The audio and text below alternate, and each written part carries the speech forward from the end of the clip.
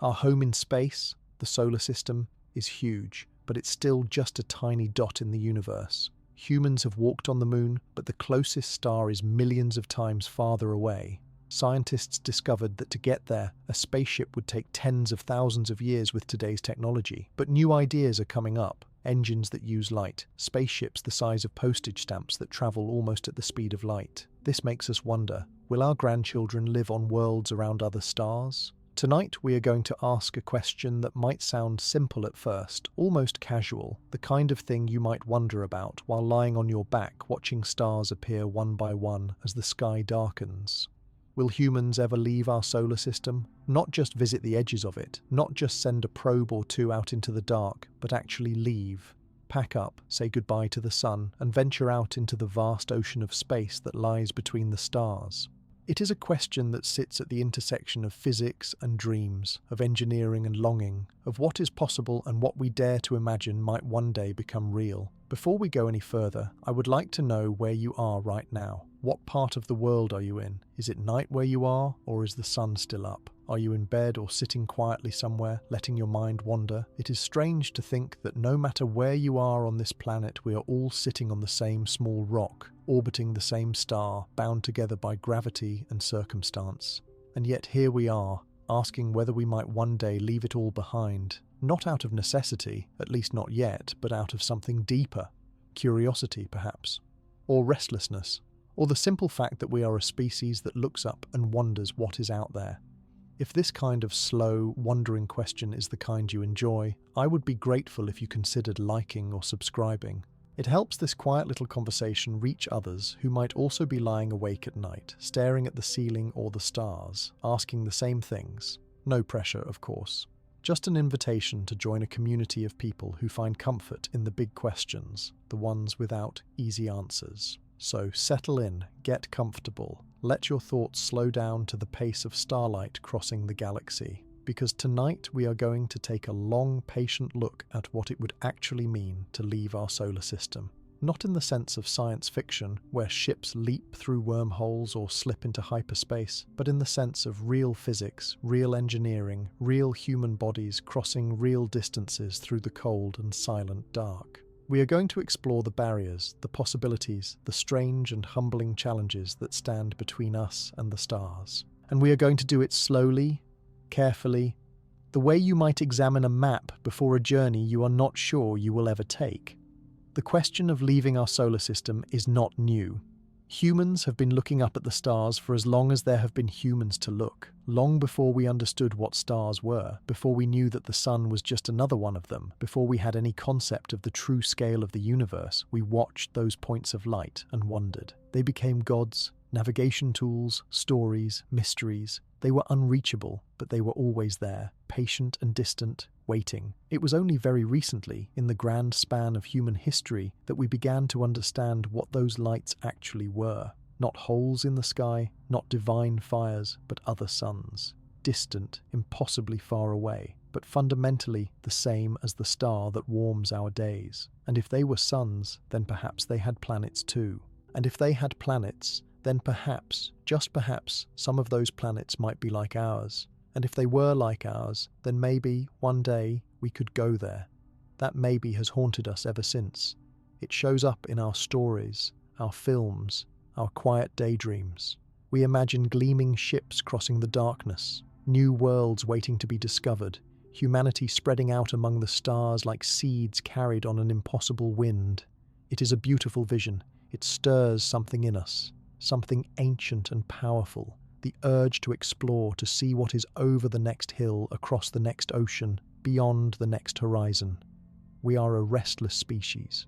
We always have been, and space is the ultimate frontier, the final ocean, vast beyond comprehension and mostly empty. But there is a gap, a profound and sobering gap between imagining and doing, between the dream of traveling to another star and the reality of what that would actually require. And that gap is not just technological. It is not simply a matter of building a better rocket or inventing a new engine. The gap is woven into the very fabric of the universe itself, into the laws of physics that govern distance and time and energy. It is a gap so wide that even contemplating how to cross it requires us to think in ways that stretch our understanding to its limits. Our solar system, the small cosmic neighborhood we call home, is already almost incomprehensibly large. The Sun sits at the center, a massive ball of hydrogen and helium, undergoing constant nuclear fusion, pouring energy out into space in every direction. Orbiting around it are the planets. Mercury, baked and cratered, so close to the Sun that lead would melt on its surface. Venus, shrouded in thick clouds of sulfuric acid, with a runaway greenhouse effect that makes it the hottest planet in the system despite being farther from the Sun than Mercury. Then Earth, our home, the only place in the universe we know for certain harbours life.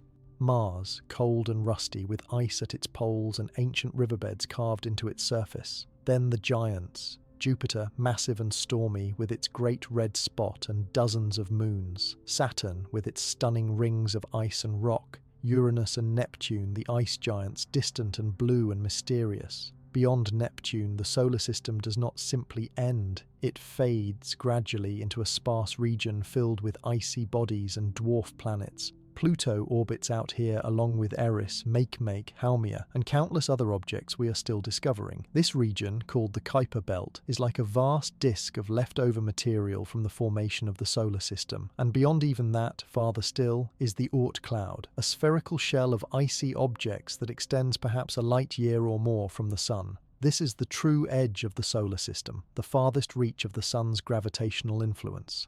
To cross from Earth to the edge of the Oort cloud would take tens of thousands of years with our current technology, and that is still within our solar system, that is still home, in a cosmic sense. The nearest star to us, Proxima Centauri, is about 4.2 light-years away. That means light, travelling at 300,000 kilometers per second, takes 4.2 years to make the journey. Light does not stop, it does not slow down, it does not need fuel or rest. It simply goes, at the fastest speed the universe allows, and it still takes more than 4 years to reach the nearest star. Our fastest spacecraft, the Voyager probes launched in the late 1970s, are currently travelling at about 17 kilometers per second relative to the Sun. They are the most distant human-made objects, having crossed into interstellar space, the region beyond the influence of the solar wind. Voyager 1 is now more than 23 billion kilometers from Earth. It has been travelling for more than 45 years, and at its current speed, if it were headed toward Proxima Centauri, which it is not, it would take more than 70,000 years to get there. 70,000 years. To put that in perspective, 70,000 years ago, modern humans were just beginning to spread out of Africa. We had not yet invented agriculture. We had not built cities or written languages. We were small bands of hunter-gatherers, making tools from stone and bone, telling stories around fires, trying to survive in a world that was vast and dangerous and full of things we did not understand. If a group of humans had set off on a journey 70,000 years ago, travelling at the speed of Voyager 1, they would only just now be arriving at the nearest star. And in that time, everything about human civilization would have changed, risen and fallen, been forgotten and reinvented countless times. This is the scale we are dealing with. Not the scale of a lifetime, or even of recorded history, but the scale of deep time, of epochs and ages, of spans so long that the very concept of a journey becomes strange and slippery. When we ask whether humans will ever leave the solar system, we are not asking whether it is possible to build a fast enough rocket. We are asking something far more profound. We are asking whether it is possible to overcome the fundamental structure of space and time itself, or to adapt ourselves, our technology, and our expectations to work within it. The universe is not hostile to the idea of interstellar travel. It does not forbid it, but it does not make it easy either. The distances are so vast, the speeds required so immense, the energy needed so staggering that every proposed solution sounds like something out of a dream or a thought experiment rather than a blueprint. And yet, we keep thinking about it. We keep imagining, calculating, proposing, and wondering.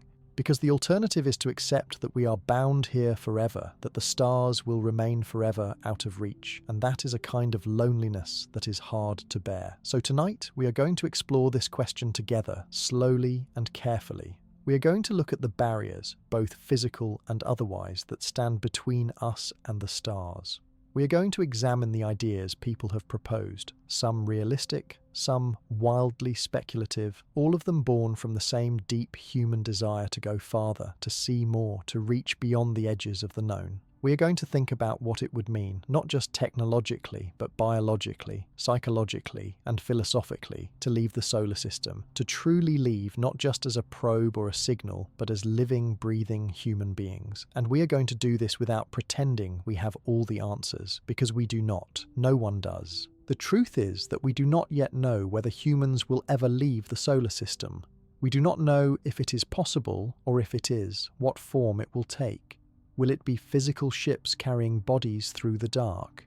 Will it be consciousness uploaded into machines, spreading out as signals and code? Will it be something we cannot yet imagine, some technology or method that has not even been conceived? Or will we remain here, bound to this one star, this one system, watching the cosmos from afar and wondering what might have been? There is no shame in not knowing. The universe is vast and we are small. But smallness does not mean insignificance. We are small, yes, but we are also curious. We are creative. We are stubborn. We are the kind of species that looks at a mountain and decides to climb it, that looks at an ocean and decides to cross it, that looks at the moon and decides to go there. We have done impossible things before, things that our ancestors could not have imagined, and perhaps one day we will do this impossible thing too.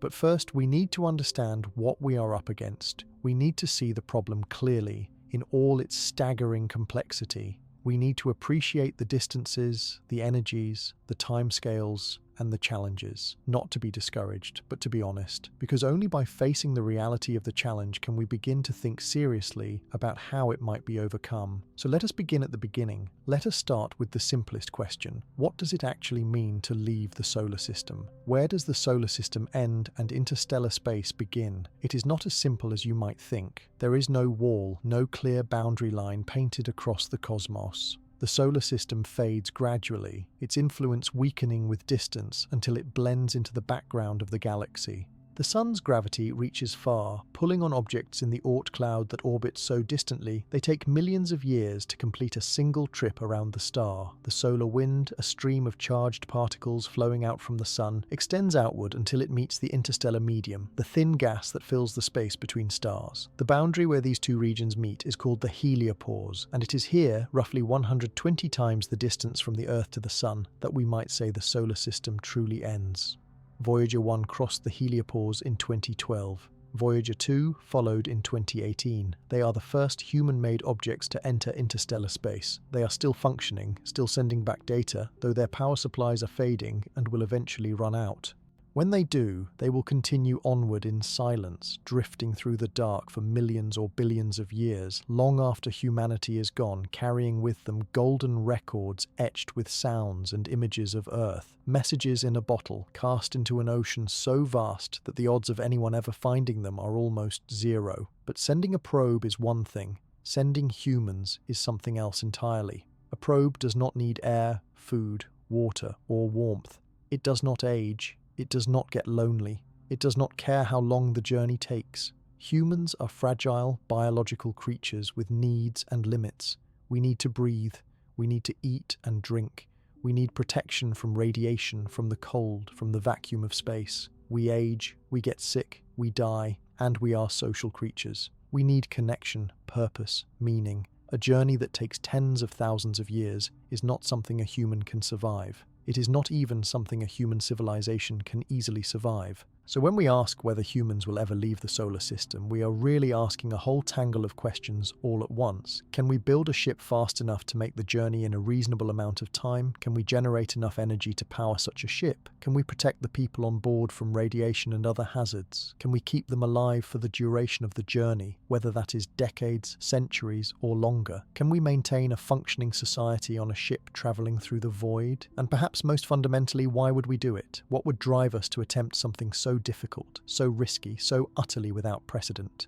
These are the questions we will explore, one by one, with patience and care. We will look at the physics, the engineering, the biology, the psychology, and the philosophy. We will consider what has been proposed, what might be possible, and what might forever remain out of reach. We will think about the deep future, the long arc of human history, and what it might mean for a species to become truly interstellar. And through it all, we will remember that this is not just an academic exercise. This is about who we are and what we might become. It is about the drive to explore, to survive, to reach beyond ourselves. It is about the stories we tell and the dreams we carry. It is about the fact that we are here on this small world, looking up at the stars and daring to imagine that one day, impossibly, we might reach them. To understand whether we can leave the solar system, we first need to truly grasp the scale of what we are talking about. Distance in space is not like distance on Earth. When we talk about traveling from one city to another, we think in terms of hours or days. When we talk about traveling from one continent to another, we might think in terms of a long flight or a sea voyage.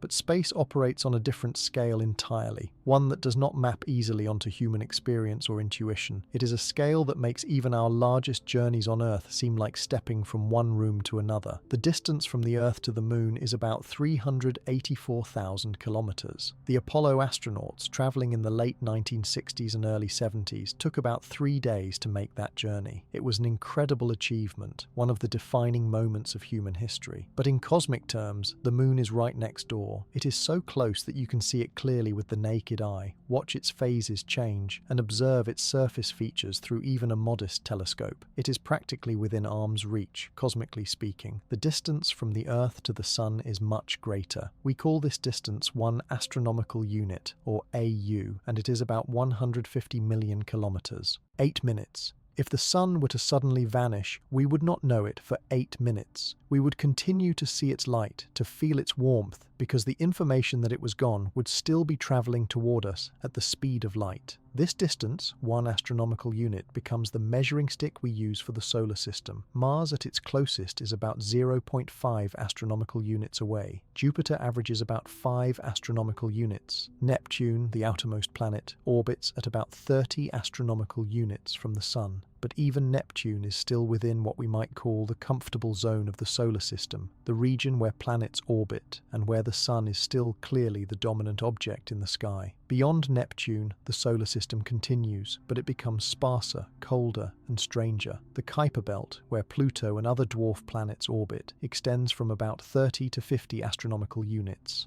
Here, the Sun is just a bright star, no longer a disk, and the temperature is so cold that even nitrogen freezes solid. Beyond the Kuiper Belt is the scattered disk, a region of icy objects with highly elliptical orbits, and beyond that, farther still, is the Oort cloud. The Oort cloud is a theoretical shell of icy bodies that surrounds the solar system at an enormous distance. Its inner edge might begin at around 2,000 astronomical units, and its outer edge could extend as far as 100,000 astronomical units, or even farther. At those distances, the Sun's gravity is so weak that passing stars can perturb the orbits of these distant objects, sometimes sending them falling inward toward the inner solar system, where they become the long-period comets we occasionally see. 100,000 Australian dollars is about 1.6 light years. That means light, travelling at its maximum speed, takes 1.6 years to cross from the Sun to the outer edge of the Oort cloud. And remember, this is still technically part of the solar system. This is still within the Sun's sphere of gravitational influence. To leave the solar system entirely, you would need to travel beyond this point, into the space where the Sun's gravity no longer dominates, where other stars begin to exert their pull. The nearest star to our Sun is Proxima Centauri, part of the Alpha Centauri system. It is 4.2 light-years away, or about 265,000 astronomical units. If you could shrink the solar system down so that the distance from the Earth to the Sun was just 1 centimetre, then the distance to Proxima Centauri would be about 270 metres. Imagine standing on a football field. The Earth is at one end, the Sun is 1 centimetre away from you, and Proxima Centauri is almost 3 football fields away in the distance. And that is the nearest star. Most stars are much, much farther. The galaxy itself, the Milky Way, is about 100,000 light-years across. It contains somewhere between 100 billion and 400 billion stars, depending on how you count. Our Sun is located about halfway out from the centre, in a relatively quiet spiral arm. If you could see the galaxy from above, it would look like a vast pinwheel of stars, glowing clouds of gas and dust, and the dark spaces in between. And beyond our galaxy are other galaxies, billions of them, stretching out in every direction for as far as our telescopes can see. The observable universe is about 93 billion light-years across, and it contains more stars than there are grains of sand on all the beaches of Earth. These numbers are so large that they stop meaning much after a while. Our brains are not built to comprehend distances like this. We evolved to think in terms of walking distances, throwing distances, distances we could see across a savanna or a forest. A kilometre is something we can imagine. 100 kilometres, 1,000, these are still within reach of our intuition. But a light-year, 4.2 light years, 100,000 light years, these are scales that require abstraction, metaphor, and math. They do not feel real in the way that crossing a room feels real. And yet, these are the distances we must cross if we are to leave the solar system and reach another star. Not metaphorically, not in our imaginations, but physically. We would have to build a ship, put people or machines on it, and send it across the gulf of space that separates one star from another. We would have to cross distances so vast that light itself, the fastest thing in the universe, takes years to traverse them. And we would have to do it in a universe that does not care whether we succeed, that offers no shortcuts, no wormholes, no faster-than-light travel, at least none that we know of or understand. This is the first and most fundamental barrier to leaving the solar system. Distance. Not distance in the sense of an inconvenience or a long trip, but distance in the sense of a vast, empty, silent ocean of space that stretches on, indifferent to our presence, our hopes, or our ambitions. It is a distance that changes everything about how we think about travel, about time, about what it means to go somewhere. When we travel on Earth, even across great distances, we take certain things for granted. We assume we can bring enough food and water or resupply along the way. We assume the journey will take a comprehensible amount of time, measured in hours or days or weeks. We assume we can communicate with people back home, that we can get help if something goes wrong, that there is a world around us, air to breathe and a horizon to orient ourselves by. None of these assumptions hold in space. In space, there is nothing. No air, no water, no food, no help, no horizon. Just the ship and the people inside it and the vast emptiness all around. To cross interstellar distances with current technology would require journeys measured not in years but in tens of thousands of years. And in that time, everything changes. The people who leave would not be the people who arrive. They would die long before the journey was over, and their children would die, and their children's children, and so on, for hundreds or thousands of generations. The ship itself would age, systems would fail, metal would fatigue, radiation would degrade materials. Without resupply, without maintenance, without new parts and tools and knowledge, the ship would slowly fall apart. It is one thing to keep a spacecraft functioning for a few years, the way we do with the International Space Station or deep space probes. It is another thing entirely to keep one functioning for millennia. And even if we could solve the technical problems, even if we could build a ship that lasted, there is the human problem. How do you maintain a society on a ship for thousands of years? How do you keep people motivated, engaged, connected to a mission that none of them chose, that began long before they were born and will end long after they die? How do you preserve knowledge, culture, language, purpose across so many generations that the original home, Earth, becomes a myth, a story told by ancestors that no one has ever seen? These are not small problems. They are not the kind of problems you solve with better engineering or more powerful engines. They are problems that cut to the heart of what it means to be human, to live in time, to be part of a continuity that stretches from the past into the future. They are problems that require us to think not just about physics, but about biology, psychology, sociology, philosophy. They require us to think about who we are and what we are willing to become in order to reach the stars. But let us not get ahead of ourselves. Let us stay with the distance for now, with the sheer scale of the problem, because before we can talk about solutions, we need to sit with the problem itself. We need to let it sink in. We need to feel the weight of it, the enormity of the gap between here and there, between the solar system and the stars beyond. Imagine for a moment that you are on a ship traveling through space. You are moving fast, faster than anything humans have ever built. Let us say you are moving at 1% the speed of light, which is about 3,000 kilometers per second. This is extraordinarily fast. It is more than 150 times faster than the Voyager probes. It is faster than any chemical rocket could ever achieve, faster than anything we currently know how to build. And yet, at this speed, it would still take you 420 years to reach Proxima Centauri. 420 years. That is longer than the United States has existed as a country. That is longer than the entire history of modern science. It is longer than most human civilizations last. Now imagine you are moving at 10% the speed of light, which is 30,000 kilometers per second. This is almost unimaginably fast. At this speed, you could circle the Earth 7 times in 1 second. You could reach the moon in about 13 seconds. And yet, even at this incredible speed, it would still take 42 years to reach Proxima Centauri. 42 years. That is a human lifetime.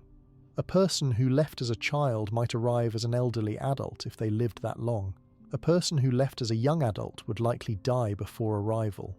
This is assuming, of course, that you could survive such a journey, that the ship could protect you from radiation, provide you with food and water and air, keep you healthy and sane for more than 4 decades in the cold and empty dark, and even 10% the speed of light is far beyond our current capabilities. We do not know how to accelerate a spacecraft to such speeds. We do not know how to carry enough fuel or how to protect the ship and its passengers from the dangers of traveling that fast through space. At those speeds, even tiny particles of dust become deadly projectiles. A grain of sand, weighing a fraction of a gram, would hit with the energy of an explosion if it collided with a ship moving at 10% light speed. The ship would need shielding, heavy shielding, and that shielding would add mass, and more mass means more energy is needed to accelerate, and more energy means more fuel, and more fuel means more mass, and the problem compounds on itself endlessly. This is the tyranny of the rocket equation. The more fuel you carry, the heavier your ship, and the more fuel you need to accelerate that heavier ship, which makes it heavier still. There is a point of diminishing returns, a point where adding more fuel does not help because you are spending all your energy just carrying the fuel itself. This is why getting to orbit is so hard, and why getting to the moon required such enormous rockets, and why getting to Mars is even harder. And interstellar travel is not just harder. It is harder in a way that is almost qualitatively different, a leap not of degree, but of kind. The speed of light is the ultimate speed limit in the universe, as far as we know. Nothing with mass can reach it, let alone exceed it. Light itself travels at this speed because it has no mass. Photons, the particles of light, move at 300,000 kilometers per second, and from their perspective, if they could have a perspective,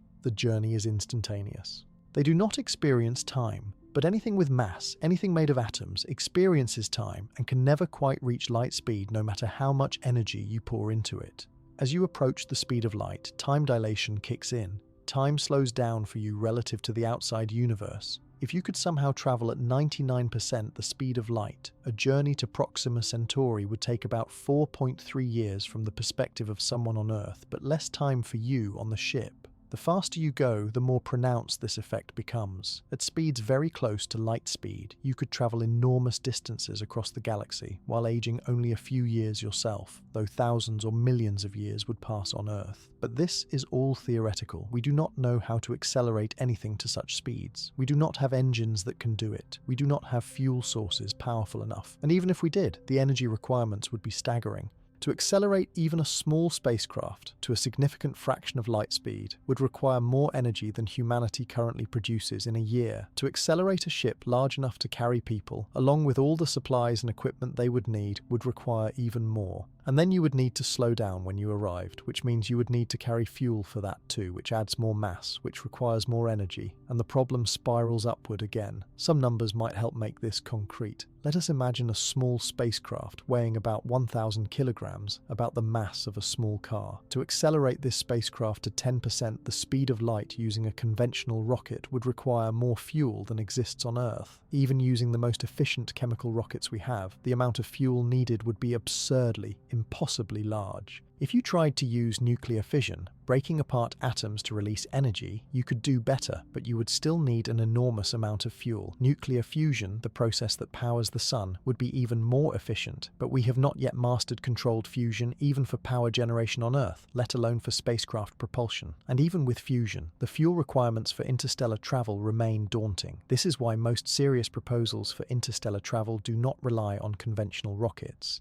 They propose other methods, stranger methods, methods that push the boundaries of known physics or require technologies we do not yet possess. We will explore some of these ideas later.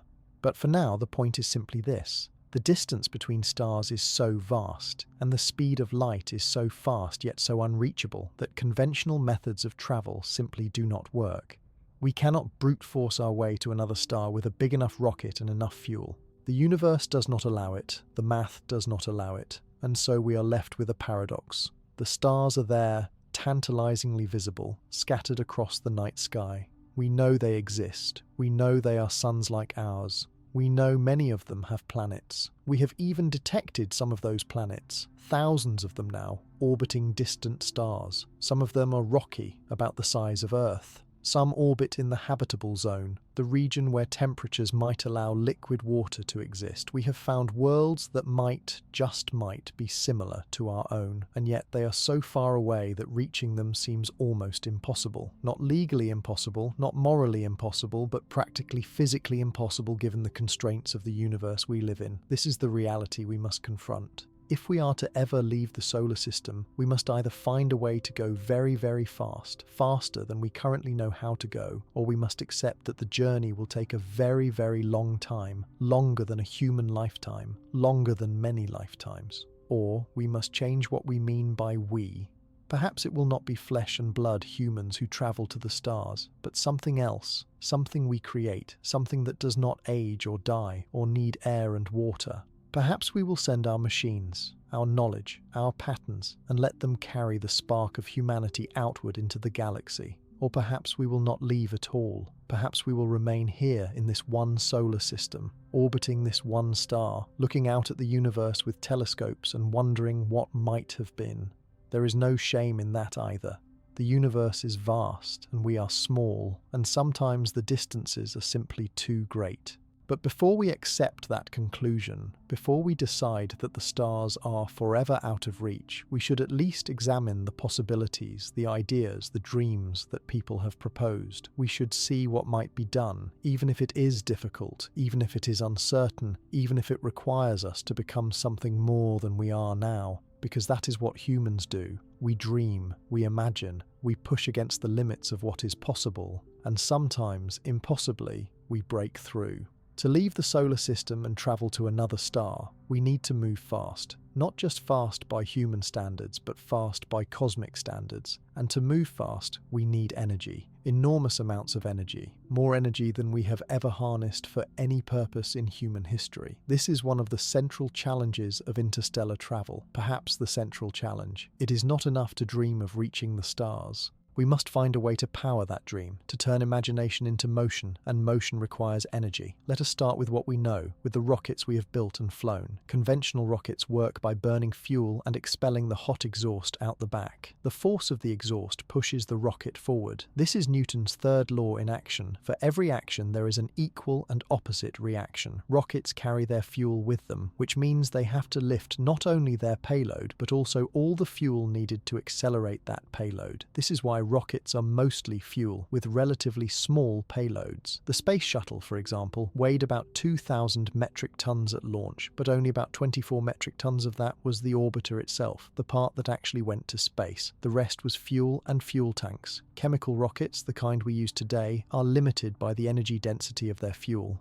The best chemical fuels, like liquid hydrogen and liquid oxygen, can provide a specific impulse, a measure of efficiency, of about 450 seconds. This means they can produce 1 pound of thrust for 1 pound of propellant for 450 seconds. That sounds decent, but in the context of interstellar travel, it is not nearly enough. To reach even a small fraction of the speed of light, you would need so much fuel that the mass of the rocket would become absurdly, impossibly large. There is simply no way to carry enough chemical fuel to reach interstellar speeds. So we need something better. We need propulsion systems with much higher energy densities, systems that can extract more energy from less mass. One possibility is nuclear fission, the same process that powers nuclear reactors on Earth. In a fission reactor, heavy atoms like uranium or plutonium are split apart, releasing energy in the form of heat. This heat can be used to generate electricity, or, in the case of a rocket, to heat a propellant and expel it at high speeds. Nuclear thermal rockets, as they are called, could have a specific impulse of about 800 to 1,000 seconds, roughly twice that of chemical rockets.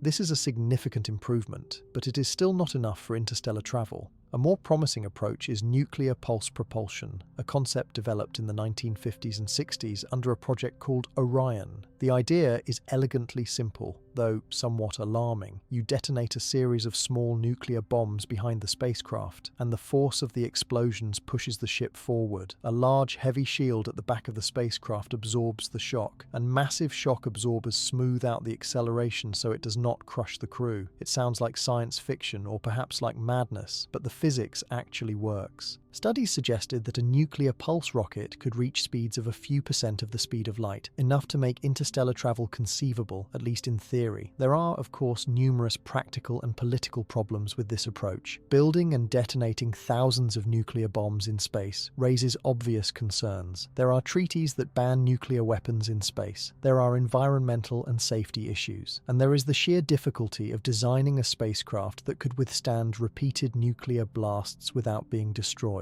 Still, Orion showed that nuclear energy could, in principle, provide the power needed for fast interstellar travel. It was a proof of concept, a demonstration that the energy is available if we are willing to harness it. Beyond fission is fusion, the process that powers the sun and other stars. Fusion occurs when light atoms, usually hydrogen, are forced together under extreme temperature and pressure, forming heavier atoms and releasing energy. Fusion is far more powerful than fission. A kilogram of fusion fuel can release about 4 times as much energy as a kilogram of fission fuel. Moreover, fusion produces less radioactive waste and does not involve the chain reaction risks associated with fission. For decades, scientists have been working to achieve controlled fusion on Earth, hoping to create power plants that could provide nearly limitless clean energy. Progress has been slow, but recent experiments have shown promise, achieving brief moments where more energy is released than is put in. If we can master fusion on Earth, the next step might be fusion propulsion for spacecraft. A fusion rocket would heat hydrogen or helium to incredible temperatures, creating a plasma that could be expelled at very high speeds, providing thrust. The specific impulse of a fusion rocket could be tens of thousands of seconds or more, far beyond anything chemical or fission systems can achieve. With a fusion rocket, a spacecraft might reach 10% of the speed of light or even higher, making journeys to nearby stars feasible within a human lifetime. Several designs have been proposed over the years, with names like Daedalus and Icarus, interstellar probes that would use fusion pellets ignited by lasers or particle beams to generate thrust. But fusion propulsion remains theoretical. We have not yet built a working fusion reactor, let alone a fusion rocket. The engineering challenges are immense. Fusion requires containing a plasma at temperatures of millions of degrees, which is difficult enough in a stationary reactor on Earth, let alone in a spacecraft accelerating through space. And even if we solve those problems, a fusion rocket would still require a substantial amount of fuel, adding mass and complexity to the spacecraft. Some have proposed even more exotic forms of propulsion. Antimatter, for instance, is the ultimate fuel in terms of energy density. When matter and antimatter meet, they annihilate each other completely, converting all their mass into energy according to Einstein's famous equation E equals mc squared. A single kilogram of antimatter meeting a kilogram of matter would release as much energy as a large thermonuclear bomb. In principle, an antimatter rocket could reach speeds close to the speed of light, making interstellar travel not only possible but relatively quick. A trip to Proxima Centauri might take only a few years from the perspective of those on board. The problem with antimatter is that it does not exist naturally in any significant quantities. It must be created in particle accelerators, a process that is enormously expensive and energy intensive. Currently, humanity has produced only a few nanograms of antimatter, and it costs trillions of dollars per gram. Storing antimatter is also a challenge because it annihilates instantly upon contact with normal matter, so it must be contained using magnetic or electric fields, suspended in a vacuum, never touching the walls of its container. These are solvable problems in theory, but they are far beyond our current capabilities. Another idea is the laser sail or light sail, a concept that does not require carrying fuel at all. Instead, a spacecraft would deploy a large, thin sail made of reflective material. A powerful laser or array of lasers, based on Earth or in orbit, would shine on the sail, and the pressure of the light would push the spacecraft forward. Light has momentum, and although it is tiny, with a large enough sail and a powerful enough laser, you could accelerate a spacecraft to significant speeds. Proposals like Breakthrough Starshot suggest that tiny, lightweight probes equipped with sails could be accelerated to 20% of the speed of light or more, reaching Proxima Centauri in about 20 years. The advantage of a light sail is that the spacecraft does not need to carry fuel, which dramatically reduces its mass. The disadvantage is that you need an enormous amount of power from the laser, and the sail must be extremely lightweight and durable. Moreover, once the spacecraft is underway, there is no way to slow it down unless there is a similar laser system at the destination, which there would not be. A light sail probe would be a flyby mission, whipping past the target star at high speed, gathering data, and then continuing on into the void. Still, for unmanned probes, this could be a viable approach, a way to send our eyes and instruments to another star within a single human lifetime. There are other ideas, each more speculative than the last. Some have proposed using the sun itself as a gravitational slingshot, diving close to the star and using its gravity to gain speed, a technique called an Oberth maneuver. Others have imagined harvesting energy from black holes or using the fabric of space-time itself, though these ideas veer into the realm of far-future physics and are not practical with current or near-future technology. What all of these propulsion concepts have in common is that they require energy, vast amounts of it, far more than we currently use for anything. To put this in perspective, the total energy consumption of human civilization is about 500 exajoules per year. That is 500 quintillion joules, an almost incomprehensibly large number. And yet, to accelerate even a small spacecraft to 10% of the speed of light would require a similar order of magnitude of energy, possibly more depending on the mass of the craft and the efficiency of the propulsion system. We are talking about using, for a single mission, as much energy as all of humanity uses in a year or more. That is a staggering investment, one that would require a level of energy production and infrastructure far beyond anything we have today. This brings us to a deeper question. Even if we could generate that much energy, should we? Is it worth it? What would we gain from sending a spacecraft to another star that would justify such an expenditure?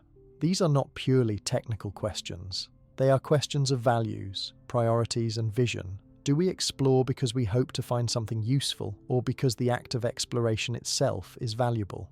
Do we go to the stars to find new homes, new resources, new knowledge? Or do we go simply because they are there, because we are a species that explores, and to stop exploring would be to lose something fundamental about who we are? There are no easy answers. Some would argue that the resources and energy required for interstellar travel would be better spent solving problems here on Earth, addressing poverty, disease, climate change, inequality. Others would argue that the pursuit of knowledge and exploration is itself a worthy goal, that it inspires us, unites us, and pushes the boundaries of what is possible. Both perspectives have merit, and the tension between them is part of what makes this question so difficult. But let us set aside the question of whether we should for the moment and return to the question of whether we can. Because even if we decide that interstellar travel is a goal worth pursuing, even if we commit the resources and energy needed, there are still formidable obstacles to overcome. Energy is only one part of the problem. We also need to consider the spacecraft itself, the people or machines on board, and the journey they would undertake.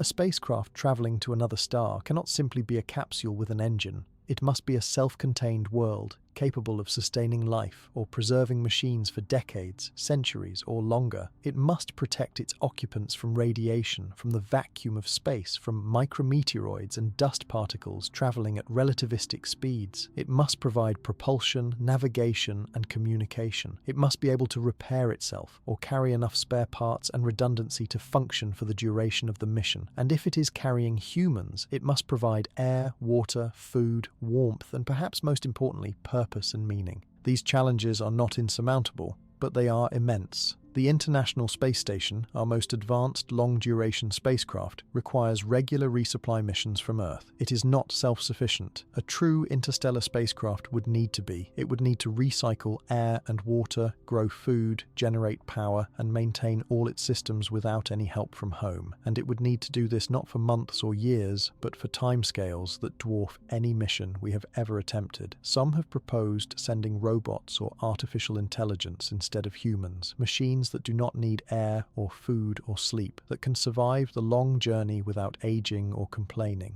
This is a sensible approach for exploration, and indeed, it is how we have explored much of the solar system so far. Every planet and many moons have been visited by robotic probes. These machines have sent back images and data that have revolutionized our understanding of our cosmic neighborhood. Perhaps the first interstellar missions will also be robotic, small, fast probes that can travel to nearby stars, gather information, and transmit it back to Earth. But there is something haunting about that idea too, a universe explored only by machines, where humans remain forever bound to our home star, watching from afar as our creations venture into the cosmos without us. Is that enough? Is that what we want? Or do we dream of something more, of humans walking on alien worlds, of settlements under strange suns, of a future where we are not just observers, but participants in the wider universe? These are the questions that linger as we think about energy, propulsion, and the mechanics of travel. They are questions that do not have purely technical answers because they touch on what we value, what we hope for, and what kind of future we want to create. The energy is there. In theory, the laws of physics do not forbid interstellar travel. But harnessing that energy, building the ships and making the journey will require not just technology, but will, vision, and a collective commitment to something far beyond the immediate concerns of any one generation. And even if we solve the problem of energy, even if we build ships that can travel at a fraction of the speed of light, there are still other barriers waiting. Barriers of time, of biology, of human psychology. Barriers that cannot be overcome simply by building a better engine or generating more power. These are the barriers we will turn to next, the challenges that arise not from the universe around us, but from ourselves, from the simple, stubborn fact of being human in a cosmos that was not designed for human comfort or convenience. Let us imagine, for a moment, that we have solved the problem of energy. We have built a spacecraft capable of accelerating to a significant fraction of the speed of light. We have fusion engines, or antimatter reactors, or a vast array of lasers pushing a light sail. The ship is ready, the course is plotted, and the destination is chosen. Proxima Centauri, 4.2 light-years away, the closest star to our own. At 10% the speed of light, the journey will take 42 years. It is a long time, but it is within the bounds of a human lifetime. It is conceivable, so we load the ship with crew, with supplies, with everything they will need, and we launch. The ship accelerates smoothly, leaving Earth behind, leaving the sun behind, heading out into the dark. And now, as the years pass, a new set of challenges emerges. Challenges that have nothing to do with engines or energy, but with the fragile, complicated reality of human bodies and minds. The first and most immediate problem is radiation. Space is not empty. It is filled with particles, high-energy protons and heavier nuclei that stream through the cosmos at nearly the speed of light. These particles, called cosmic rays, are produced by exploding stars, by the churning cores of galaxies, by the violent processes that shape the universe. On Earth, we are protected from cosmic rays by our planet's magnetic field and atmosphere. They strike the upper atmosphere and are absorbed, never reaching the surface. But in space, there is no such protection. A spacecraft traveling between stars is exposed to the full fury of cosmic radiation, and the human body is not built to withstand it. Radiation damages living tissue. It breaks apart molecules, including DNA, causing mutations that can lead to cancer and other diseases. High doses of radiation can cause acute radiation sickness, destroying cells faster than the body can replace them. Even low doses accumulated over years increase the risk of cancer, cataracts, and other long-term health effects. Astronauts on the International Space Station are exposed to higher levels of radiation than people on Earth, but the station orbits within Earth's magnetic field, which provides some protection. Beyond that protective bubble, radiation levels are much higher. For a journey to another star, radiation shielding becomes essential, but shielding is heavy, and weight is always a concern on a spacecraft. Water and hydrogen-rich materials are effective at blocking radiation, so you might surround the crew compartment with tanks of water, which serve double duty as both radiation shield and life support resource. You might use advanced materials, layers of metal and polymer designed to absorb and deflect particles. You might even generate an artificial magnetic field around the spacecraft, mimicking Earth's protective magnetosphere, though this would require a significant amount of power and is still largely theoretical. Even with shielding, some radiation will get through. The crew would be exposed to higher levels than any human has ever experienced for such extended periods. They would need to be monitored constantly, their health tracked, their cells checked for damage. There might be medical treatments, drugs or therapies that could repair some of the damage or boost the body's natural defenses. But there is only so much you can do. Radiation is a fact of space travel, a hazard that cannot be completely eliminated, only mitigated. Then there is the issue of microgravity, or more accurately, the issue of weightlessness. In space, away from the strong gravitational pull of a planet, objects float. This seems liberating, and in some ways, it is. Astronauts describe the joy of floating, of moving effortlessly through the cabin of a spacecraft. But the human body is built for gravity. Our bones, our muscles, our cardiovascular system, all evolved under the constant pull of Earth's gravity. Remove that pull and the body begins to change, and not in good ways. Bones lose density in microgravity, leaching calcium at a rate of about 1 to 2% per month. Muscles atrophy because they are not working against resistance. The heart, no longer needing to pump blood upward against gravity, becomes weaker.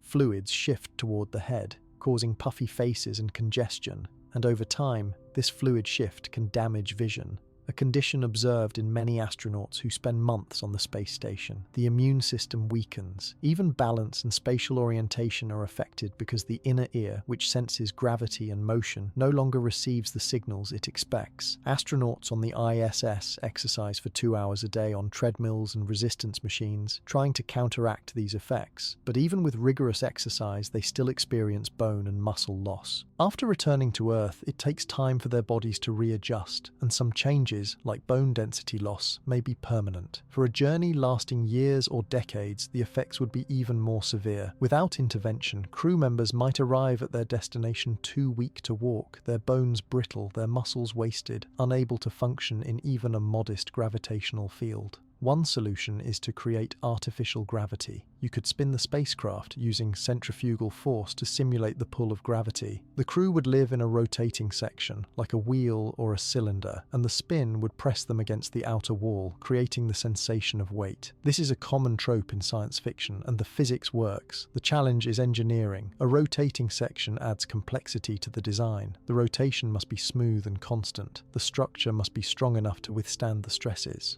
And the radius of the rotation matters. If the radius is too small, the difference in force between your head and your feet can cause disorientation and nausea, a problem known as the Coriolis effect. A larger radius is better, but that means a larger, heavier structure, which again adds mass and cost. Still, artificial gravity seems essential for long-duration missions. Without it, the crew would likely arrive at their destination in such poor health that they could not perform the tasks needed to establish a settlement or conduct meaningful exploration. So any realistic interstellar spacecraft carrying humans would probably include some form of rotation to generate gravity, adding yet another layer of complexity to an already daunting engineering challenge. And then there is the question of sustaining life itself. Humans need air to breathe, water to drink, and food to eat. On Earth, these resources are provided by the biosphere, the vast interconnected system of plants, animals, microbes, oceans, and atmosphere that recycles everything endlessly. On a spacecraft, you would need to replicate this system on a much smaller scale, creating a closed-loop life support system that can function for years without resupply. Air is relatively straightforward, at least in principle. Humans breathe in oxygen and exhale carbon dioxide. Plants do the opposite during photosynthesis, taking in carbon dioxide and releasing oxygen, so you could grow plants on the spacecraft using them to recycle the air. The ISS uses a combination of chemical processes and electrolysis to regenerate oxygen, splitting water molecules into hydrogen and oxygen. A long-duration spacecraft would likely use a mix of these methods, along with plants if possible, to maintain a breathable atmosphere. Water is precious in space. Every drop must be recycled, purified, and reused. On the ISS, this includes recycling urine, sweat, and even moisture from the air. The water is filtered and treated until it is cleaner than most tap water on Earth. For an interstellar mission, water recycling would need to be even more efficient, approaching 100% reuse. Any water lost, whether through leaks, inefficiency, or waste, would be gone forever, and there would be no way to replace it. Food is more complicated. You cannot carry enough food for a 40-year journey, or a 400-year journey, or longer. It would take up too much space and mass, so you would need to grow food on the spacecraft, creating farms or hydroponic systems. This means bringing seeds, soil, or growing medium, nutrients, and light sources. Plants need light to grow, and if the spacecraft is far from the sun, that light would have to come from artificial sources, which require power. You would need a variety of crops to provide a balanced diet, and you would need to manage pests, diseases, and pollination. It is a complex agricultural challenge, made more difficult by the confined space and limited resources. Some have proposed using algae or other microorganisms as a food source. Algae grows quickly, requires minimal space, and can be cultivated in bioreactors. It can be processed into a nutritious, if not particularly appetizing, food paste. Other options include cultured meat, growing animal cells in a lab without raising animals, or insects, which are highly efficient at converting feed into protein. None of these are perfect solutions, and all require careful management and energy input, but they represent ways to sustain a crew over very long periods without resupply. Even with the best technology, a spacecraft is a fragile bubble of life in a hostile environment. Systems fail, equipment breaks, accidents happen. On Earth, if something goes wrong, you can call for help, order new parts, bring in experts. On a spacecraft traveling between stars, you are on your own. The crew would need to be able to diagnose and repair any problem that arises, using only the tools and materials they have on board. This requires redundancy, spare parts, versatile manufacturing capabilities like three-dimensional printers, and most importantly, knowledge. The crew would need to be highly trained, skilled in engineering, medicine, agriculture, and a dozen other disciplines. They would need to be able to improvise, to solve problems creatively when the manual does not have an answer. And beyond the physical challenges, there are the psychological ones. Humans are social creatures. We need connection, community, purpose. We evolved in environments where we could see the horizon, feel the wind, hear birds, and running water. A spacecraft is the opposite of that. It is a small, enclosed, artificial environment, cut off from nature, from Earth, from everyone and everything left behind. The crew would be isolated in a way that is difficult to imagine. There would be no quick trip home if things got hard, no possibility of rescue, no fresh faces or new experiences. Just the same people, the same walls, the same routines, day after day, year after year. Studies of people in isolated environments like Antarctic research stations or submarines show that psychological stress is a major concern. People experience depression, anxiety, interpersonal conflicts, and a condition sometimes called third quarter syndrome, where morale drops sharply in the middle of a long mission. On a spacecraft traveling to another star, these problems would be amplified by the sheer duration and the stakes involved. The crew would need to be carefully selected, screened for psychological resilience, and supported throughout the journey with activities, communication with Earth, as long as that remains possible, and perhaps virtual reality or other technologies to provide mental stimulation and relief from the monotony. Communication itself becomes a challenge as the distance increases. Radio signals travel at the speed of light, which is fast but not instantaneous. A signal from Earth to the Moon takes about 1 second. A signal to Mars, depending on where the planets are in their orbits, takes between 3 and 22 minutes. But a spacecraft traveling to Proxima Centauri would eventually be years away from Earth in terms of light travel time. If something went wrong and the crew sent a message asking for help, the response would not arrive for years. For much of the journey, the crew would be truly on their own, unable to receive guidance or support in any meaningful time frame. They would need to be autonomous, self-sufficient, capable of making decisions and solving problems without input from mission control. This isolation would be profound, almost existential. Imagine looking out the window of the spacecraft and seeing the sun, the star you came from, reduced to just another point of light in the sky, indistinguishable from all the other stars. Earth would be invisible, a pale blue dot lost in the glare of the sun, if you could see it at all. Everything you have ever known, everyone you have ever loved, every place you have ever been, all of it contained on that tiny, distant speck. And ahead of you, nothing but darkness and the faint light of your destination still years away. The silence, the emptiness, the sheer scale of the void. It would take a certain kind of person to endure that, perhaps a kind of person we have not yet fully understood or trained, and this is assuming everything goes according to plan. But space travel is dangerous.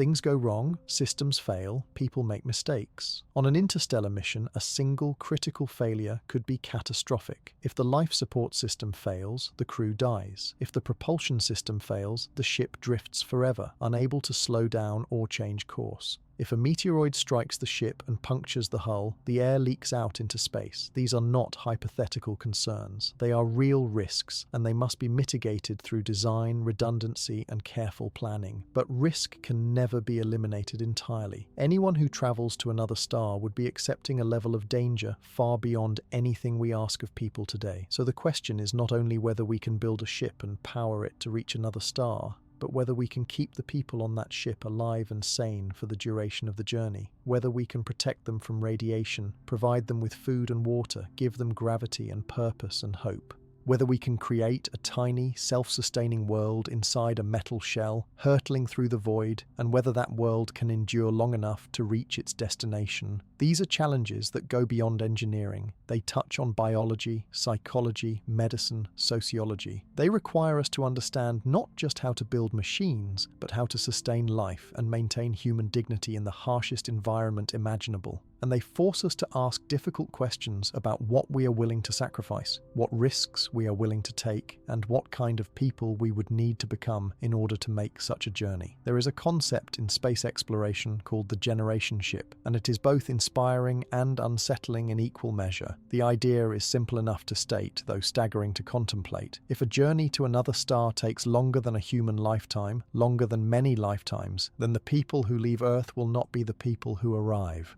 Instead, the journey itself becomes the life of the travelers. Multiple generations are born, live, and die on the ship.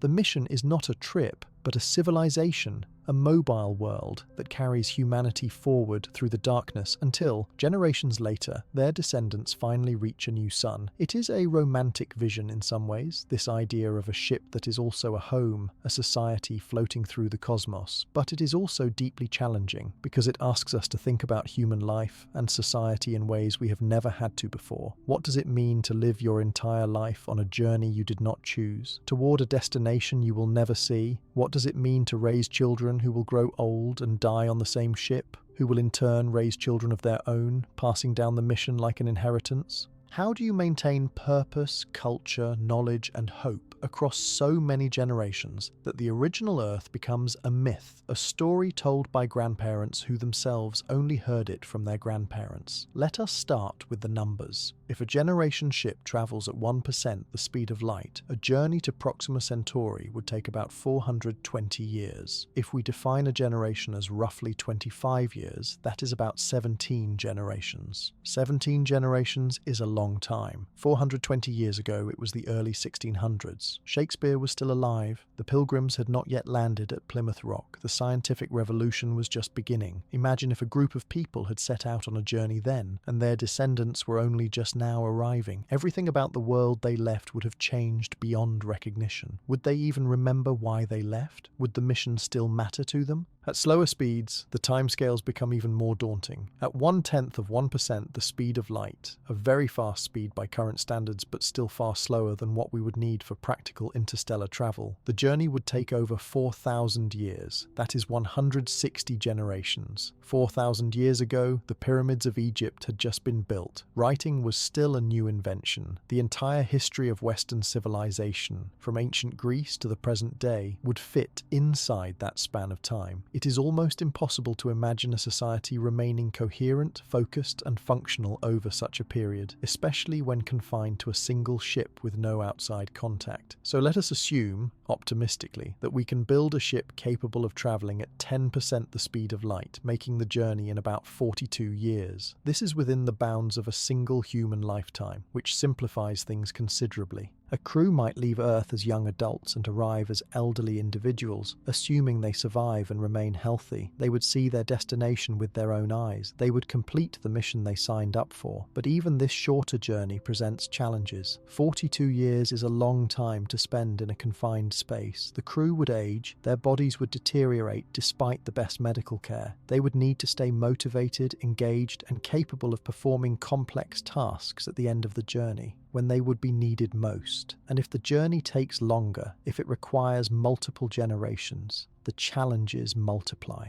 You are no longer just designing a spacecraft. You are designing a society. You need to think about governance, about laws and rules, about how decisions are made and disputes resolved. You need to think about education, about how knowledge is passed from one generation to the next. You need to think about culture, about how people find meaning and purpose when the world they inhabit is a ship and the only goal is a destination they will never reach. You need to think about reproduction. How many people do you need to start with to maintain a genetically diverse population? Too few, and you risk inbreeding, genetic disorders, and the loss of diversity that could make the population vulnerable to disease or other stresses. Too many, and you strain the ship's resources, its capacity to provide food, water, air, and living space. Studies suggest that a minimum of several hundred individuals, perhaps a few thousand, would be needed to maintain genetic diversity over many generations. That is a large crew, far larger than any spacecraft we have ever built, and it would require a ship of enormous size and complexity. And what about the children born on the ship? They did not choose this mission. They were born into it, and they have no option to leave. Is that ethical? On Earth, people have some degree of freedom to choose their path, to move, to change their circumstances. But on a generation ship, there is no leaving. The ship is the entire world, and the mission is inescapable. Children born on the ship would grow up knowing that their entire lives would be spent inside those walls, that they would never feel rain, never see a natural sky, never stand on solid ground unless the ship reaches its destination and they are among the lucky generation that arrives. How do you prepare a person for that? How do you give them a sense of agency and purpose when their existence is entirely predetermined? There is also the question of mission drift. Over time, cultures change, languages evolve, priorities shift. What seems important to one generation may seem irrelevant to the next. The original crew, the ones who volunteered to leave Earth, would have a strong sense of purpose. They chose this. They believed in the mission. But their children and their children's children might not feel the same way. They might resent the mission.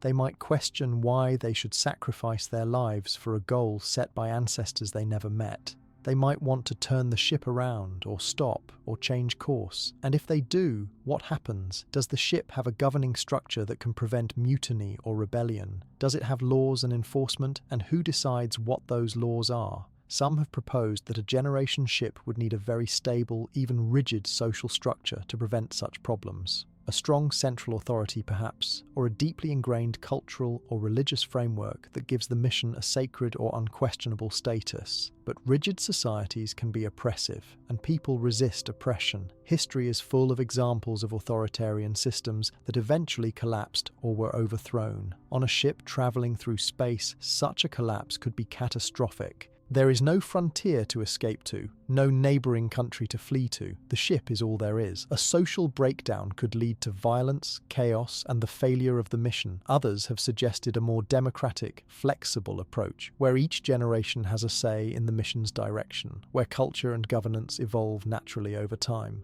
But this too has risks. If the mission changes too much, if future generations decide it is not worth continuing, the ship might never reach its destination. And after centuries of travel, after countless lives have been spent on the journey, turning back or giving up would mean that all of that sacrifice was for nothing. Then there is the preservation of knowledge. On Earth, knowledge is stored in books, in digital databases, in the collective memory of billions of people. If a library burns down, other copies of the information exist. If a language dies, others remain. But on a generation ship, resources are limited. You cannot bring a physical library large enough to contain all human knowledge. You would rely on digital storage, but digital storage degrades over time. Hard drives fail, data can become corrupted, formats become obsolete. You would need robust, redundant systems to preserve information, and you would need to ensure that each generation understands how to access and interpret that information. There is also the risk of cultural amnesia. If something is not taught, it is forgotten. If a skill is not practiced, it is lost. On a generation ship, certain technologies and knowledge might be essential only at the beginning and end of the journey, during launch and arrival, but not during the long years in between. If several generations pass without needing to use certain systems, the knowledge of how those systems work might fade. And then, when the ship finally arrives and those systems are needed, there might be no one left who knows how to operate them. To prevent this, a generation ship would need a strong emphasis on education, on maintaining and passing down knowledge deliberately and carefully. It would need teachers, historians, engineers, scientists, all working to ensure that each generation learns what the previous generation knew. It would need rituals, traditions, and structures to keep the mission's purpose alive in the collective memory. It would need to make the journey itself meaningful, so that even those who never see the destination feel that their lives have value and purpose. Some designs for generation ships include the idea of suspended animation or cryogenic sleep, technologies that would allow passengers to sleep through most of the journey, aging slowly or not at all, waking only when the ship nears its destination. This would solve many of the problems of multi-generational travel. The crew that leaves would be the crew that arrives. There would be no need to maintain a functioning society over centuries, no need to worry about genetic diversity or cultural drift, but cryogenic technology is still science fiction. We do not know how to freeze a human body without causing fatal damage to cells and tissues. We do not know how to revive someone after decades or centuries of frozen sleep. There have been experiments with cooling and slowing biological processes, but nothing close to what would be needed for interstellar travel. If it becomes possible, it would change everything. But until then, it remains a hope, not a solution. Another alternative is to send only embryos, fertilized eggs stored in a cryogenic state, along with artificial wombs and robotic systems that could raise the children once the ship arrives. The ship would be unmanned during the journey, guided by AI. Upon arrival, the system would awaken, gestate the embryos, and raise the children using pre-programmed education and care routines. This avoids the problem of keeping adults alive for centuries, but it raises profound ethical questions. Is it right to bring children into existence without parents, without a human community raised by machines? What kind of psychological effects would that have? And could an AI system really provide the nurturing, the love, the social context that children need to develop into healthy, functional adults? These are not easy questions, and they do not have clear answers. But they are the kinds of questions we must face if we are serious about traveling to other stars. The journey is not just a technical problem, it is a human problem, one that involves biology, psychology, ethics, and the very nature of what it means to live a meaningful life. And perhaps this is why, when people talk about interstellar travel, they often speak in terms of hope and vision rather than concrete plans.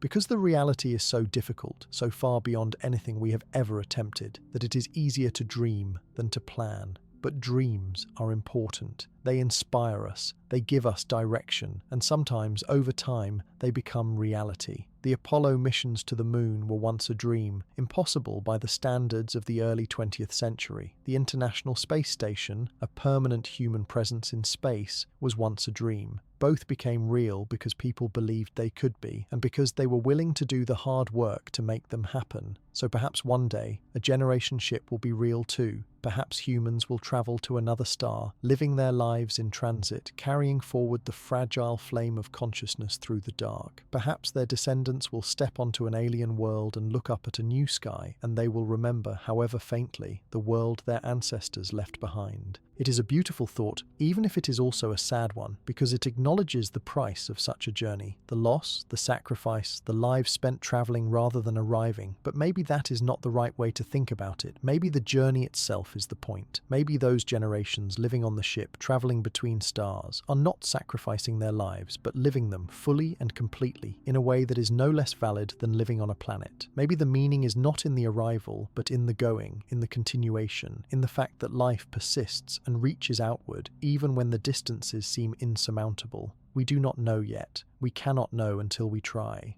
But the fact that we are asking these questions, that we are imagining these futures, is itself a kind of journey, a journey of thought, of possibility, of wonder. And that journey has no distance limit. It begins the moment we ask, what if? Before we become too lost in dreams of vast generation ships and distant colonies, we should pause and consider a simpler question. What if the first travelers to other stars are not human at all? What if we do not send people, fragile and needy and mortal, but instead send machines, robots, probes, artificial intelligence, devices that do not breathe or eat or despair? This is not a retreat from the dream of exploration. It is perhaps the most practical path forward, at least for the near future. Machines can endure what humans humans cannot. They do not need life support. They do not age in the same way. They can be designed for the journey, purpose-built to survive decades or centuries in the void, to gather data, to send back information, to be our eyes and hands in places we cannot yet go. We have already done this, in a sense. Every planet in our solar system has been visited by robotic probes.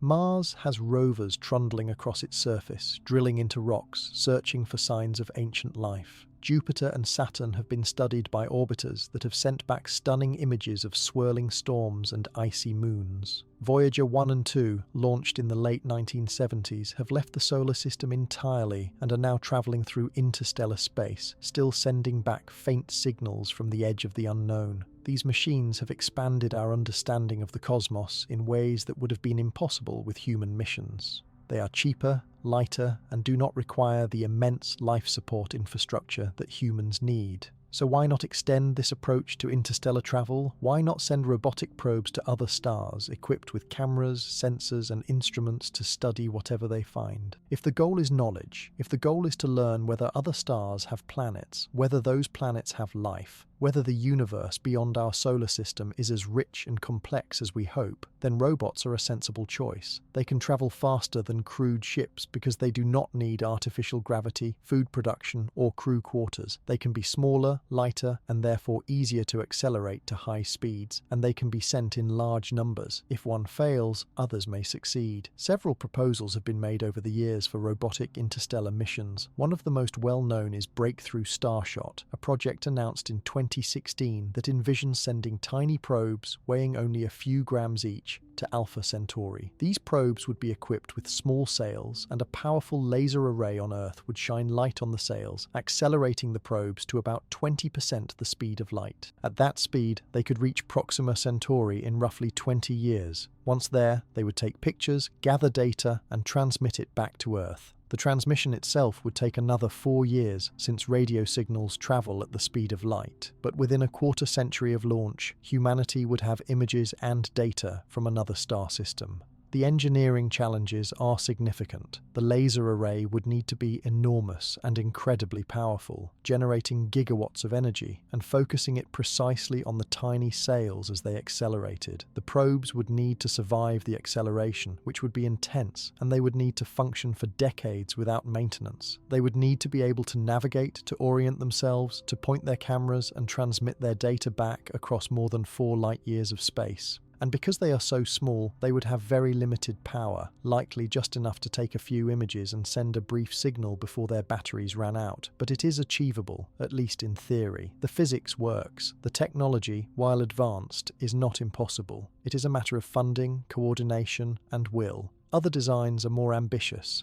The Daedalus project, studied in the 1970s, proposed a much larger probe powered by nuclear fusion. It would be the size of a building, weighing hundreds of tons, and it would accelerate over several years using pulses of fusion fuel. Daedalus was designed to reach Barnard's star, about 6 light-years away, in about 50 years. It would not slow down when it arrived, but would fly past the star at high speed, taking measurements and transmitting data as it went. Daedalus was never built, but the study demonstrated that interstellar probes are possible even with mid-20th century physics. More recent concepts include the use of antimatter, if we ever learn to produce and store it in useful quantities, or hybrid designs that combine light sails with onboard propulsion for deceleration. Some have even proposed probes that could self-replicate, using resources found at their destination, asteroids or comets, to build copies of themselves, which would then travel to other stars and so on, spreading outward in a wave across the galaxy. These self-replicating probes, sometimes called von Neumann probes after the mathematician who first explored the idea, could explore vast regions of space over millions of years, far beyond what any single mission could achieve. But sending robots instead of people raises its own questions. What are we hoping to learn? If a probe arrives at a distant star and finds nothing but barren rocks, was the journey worth it?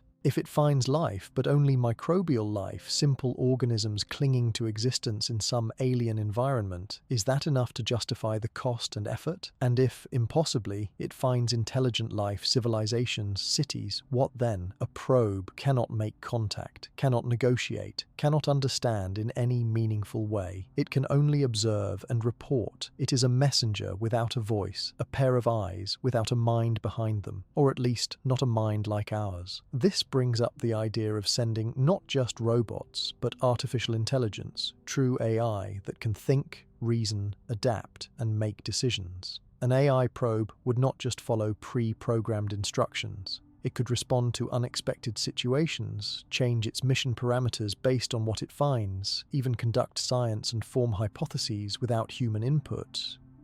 It could explore for centuries, gathering knowledge and wisdom, becoming in some sense a consciousness travelling through the stars. And if it found something interesting, it could study it deeply, perhaps even establish communication, though whether we would recognise the results of that communication is another question. But this raises unsettling possibilities. If we send out intelligent machines to explore the galaxy, are they us? Do they represent humanity? Or are they something new, a different kind of mind that we have created and set loose? If they evolve, as software can evolve, learning and changing over time, they might become unrecognizable, no longer aligned with the intentions or values of their creators. They might make decisions we would disagree with. They might pursue goals we never intended. And if they are truly intelligent, truly conscious, then they have rights and perhaps interests of their own. Sending them out to explore might be less like launching a probe and more like sending out colonists, emissaries of a new form of life. There is also the question of whether a robotic mission satisfies the deep human desire to explore. Yes, we would gain knowledge. Yes, we would see images and data from distant worlds. But would it feel the same? Would it capture the imagination, the sense of adventure, the feeling of being there, the way a human mission would? When the Apollo astronauts walked on the moon, the world watched in awe. It was not just because we learned things about the moon, though we did. It was because humans, people like us, had gone there. They had stood on another world, looked back at Earth, and returned to tell us what it was like. That human element, that connection, is powerful. It resonates in a way that data from a machine does not, or at least not in the same way. Perhaps the answer is both. Perhaps we send machines first, as scouts and explorers, and follow later with human missions if the destinations prove worthy and reachable. Perhaps the machines lay the groundwork, establish infrastructure, even build habitats or gather resources, preparing the way for humans to arrive generations or centuries later. This is sometimes called a precursor strategy, and it makes sense. Let the robots take the risks, face the unknowns, and report back. Let them tell us what is out there. And then, if we find a world that calls to us, we follow. But even this assumes that we will be able to follow, that the technology and will for human interstellar travel will eventually exist. And that is not guaranteed. It is entirely possible that we will never leave the solar system with our bodies, that the distances and energies required will prove too great, the challenges too difficult. If that is the case, then machines may be the only way we ever reach the stars. They will carry our knowledge, our curiosity, our desire to explore. They will be extensions of us. Ambassadors of a species that could not make the journey but refused to accept the limits of its birthplace. Some find this idea melancholy, the thought that humanity might remain forever bound to our solar system while our machines roam free. But there is another way to look at it. Perhaps it does not matter whether the explorers are made of flesh or metal, carbon or silicon. Perhaps what matters is the act of exploration itself, the reaching out, the learning, the refusal to accept that the universe is closed to us. Perhaps by creating machines that can go where we cannot, we are transcending our limitations in a different way. Not by transforming our bodies, but by extending our minds, our vision, our presence into the cosmos. And who knows, perhaps one day the distinction between human and machine will blur. Perhaps we will merge with our technology, uploading our consciousness into digital forms that can survive the journey, spreading not as fragile biological organisms, but as patterns of information, robust and flexible and eternal, at least in principle. This is speculative, even more so than generation ships or fusion rockets, but it is not impossible. Consciousness, as far as we can tell, is a product of information processing. Our brains are biological computers, incredibly complex but not necessarily unique in their ability to generate experience and thought. If we could replicate that processing in another substrate, in a machine, then consciousness could be copied, transferred, preserved. There are enormous ethical and philosophical questions here. Is a copy of your mind still you, or is it someone else? A new person who shares your memories but is not you? If you upload your consciousness, do you survive or do you die while a duplicate goes on in your place? What would it feel like to exist as a pattern of data, without a body, without physical senses? Would it be liberation or imprisonment? Would it even be desirable? We do not have answers to these questions. We might never have answers, or the answers might come so far in the future that they are irrelevant to us now. But they are part of the larger conversation about what it means to leave the solar system, because leaving is not just a question of distance. It is a question of identity. Who goes? What goes? And when they arrive, if they arrive, will they still be us, or will they have become something else entirely? For now, the most realistic path forward is to send machines. Simple, robust machines that do not need to ponder their existence or worry about their identity. Machines that can travel fast, survive long, and send back knowledge. And perhaps that is enough. Perhaps the first step in becoming an interstellar species is simply to extend our senses beyond the solar system, to see what is out there, to learn and wonder and imagine. And if we find something that calls to us, something worth the immense effort of sending humans, then maybe one day we will find a way. Until then, we keep building, we keep dreaming, and we keep looking up at the stars, knowing that even if we never go there ourselves, some part of us, some spark of curiosity and ambition will. There is a strange and somewhat humbling realization that comes when you spend enough time thinking about interstellar travel. The realization is this: we are not built for it. Not our bodies, not our societies, not even our way of thinking. We evolved on a planet with air and water and gravity. We evolved to live for decades, not centuries. We evolved to understand distances we can walk, times we can measure in days and seasons, connections we can see and touch. The stars are none of these things. They are distant beyond comprehension, separated by timescales that mock the brevity of human life. And so, if we are to reach them, we may need to change. Not just our technology, but ourselves.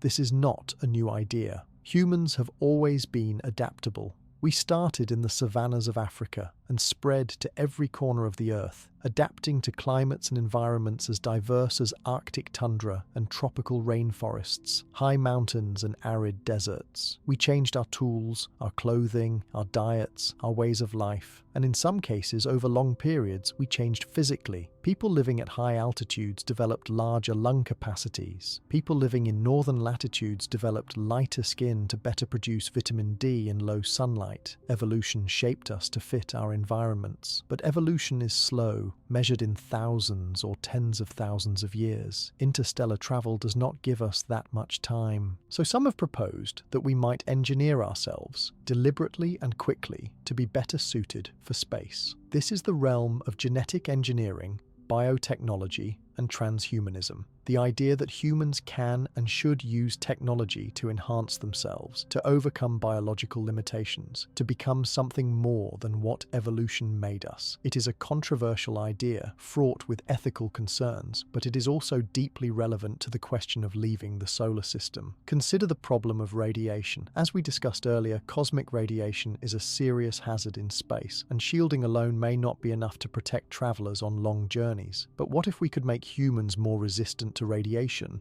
There are organisms on Earth, certain bacteria and fungi, that can survive in highly radioactive environments. They have evolved mechanisms to repair DNA damage quickly and efficiently. If we could identify the genes responsible for this ability and incorporate them into the human genome, we might create people who are far more resistant to the effects of radiation. They would still need some shielding, but they could tolerate higher doses without getting sick or developing cancer. Or consider the problem of bone and muscle loss in microgravity. What if we could modify the human body to maintain bone density and muscle mass even without the constant pull of gravity? Certain animals, like bears during hibernation, can remain immobile for months without losing muscle. If we understood and replicated the biological mechanisms that allow this, we might be able to keep astronauts healthy during long periods of weightlessness. What about metabolism? Humans need a certain amount of food and water to survive, and providing those resources on a spacecraft is a challenge. But metabolic rates vary widely among species.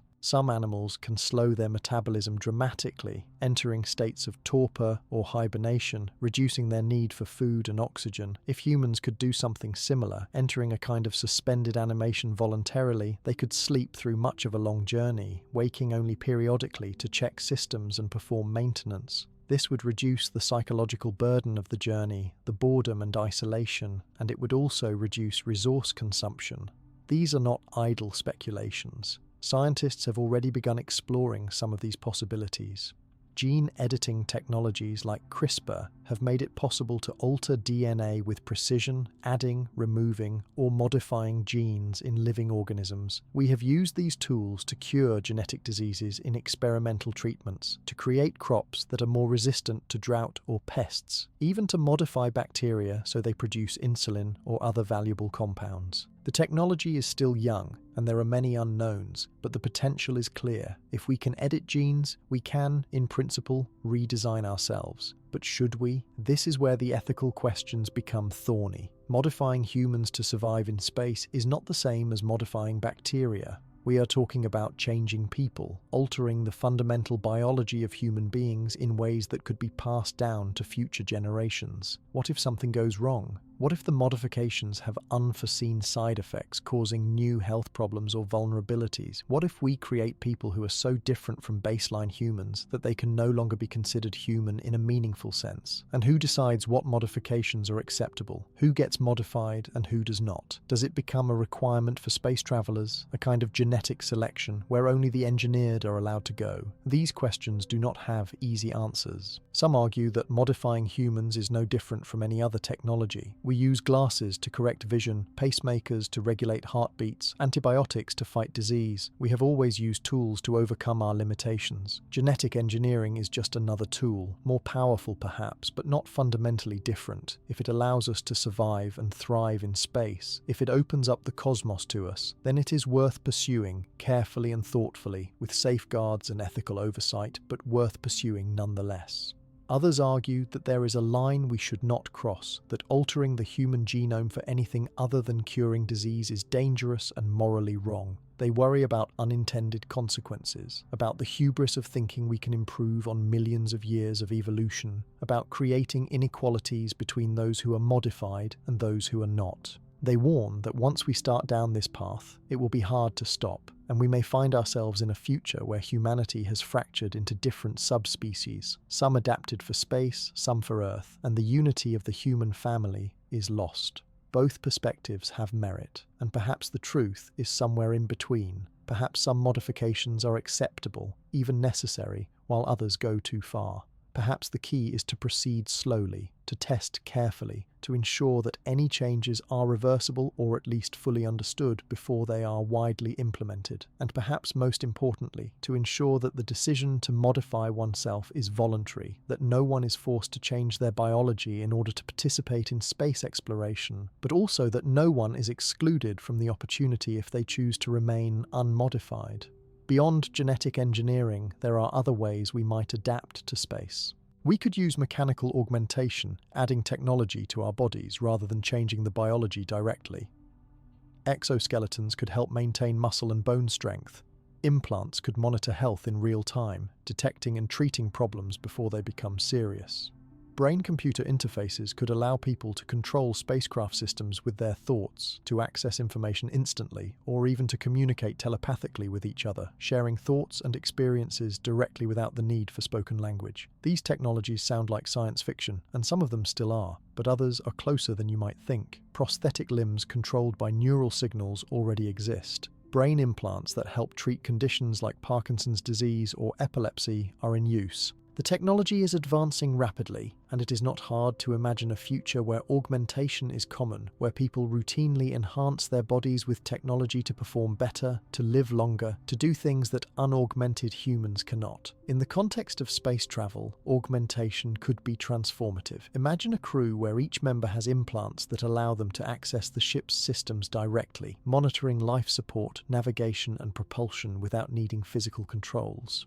Imagine being able to share experiences, to see through each other's eyes, to feel what another person feels, creating a level of teamwork and coordination that is currently impossible. Imagine extending human cognition, adding memory storage, accelerating thought processes, allowing the crew to solve problems faster and make better decisions. But again, there are questions. What does it mean to be human if we add so much technology that our biology becomes secondary? At what point does augmentation stop being enhancement and start being replacement? And what happens when the technology fails, as technology eventually does? If you are dependent on implants or augmentations to function, a malfunction could be catastrophic. And on an interstellar mission far from Earth, far from any support, there would be no way to get repairs or replacements. These are not reasons to abandon the idea of augmentation, but they are reasons to be cautious, to think carefully about the trade-offs, to design systems that are robust and fail-safe, and to ensure that people who use them understand the risks. There is another possibility, more radical and more speculative, that we have touched on briefly but is worth considering in depth. What if we do not try to adapt our biological bodies to space, but instead leave our bodies behind entirely?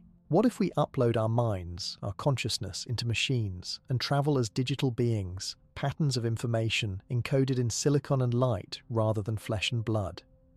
This idea, sometimes called mind uploading or whole brain emulation, is deeply controversial and raises profound philosophical questions. The basic concept is that consciousness arises from the physical processes of the brain, the firing of neurons, the release of neurotransmitters, the flow of electrical and chemical signals. If we could map all of those processes in sufficient detail, if we could create a perfect simulation of a brain running on a computer, then in theory, that simulation would be conscious in the same way the original brain is. It would think, feel, experience, remember. It would be, for all practical purposes, the person whose brain was scanned. If this is possible, and that is a big if, then it would solve many of the problems of interstellar travel. A digital consciousness does not need air, food, water, or gravity. It does not age. It does not suffer from radiation damage, at least not in the same way. It can be backed up, copied, transferred between different physical substrates. It could survive the journey to another star, and if the hardware fails, it could be restored from a backup, effectively immortal as long as the data is preserved. This sounds like the ultimate solution, a way to transcend all the limitations of biology and become something new, something suited for the cosmos.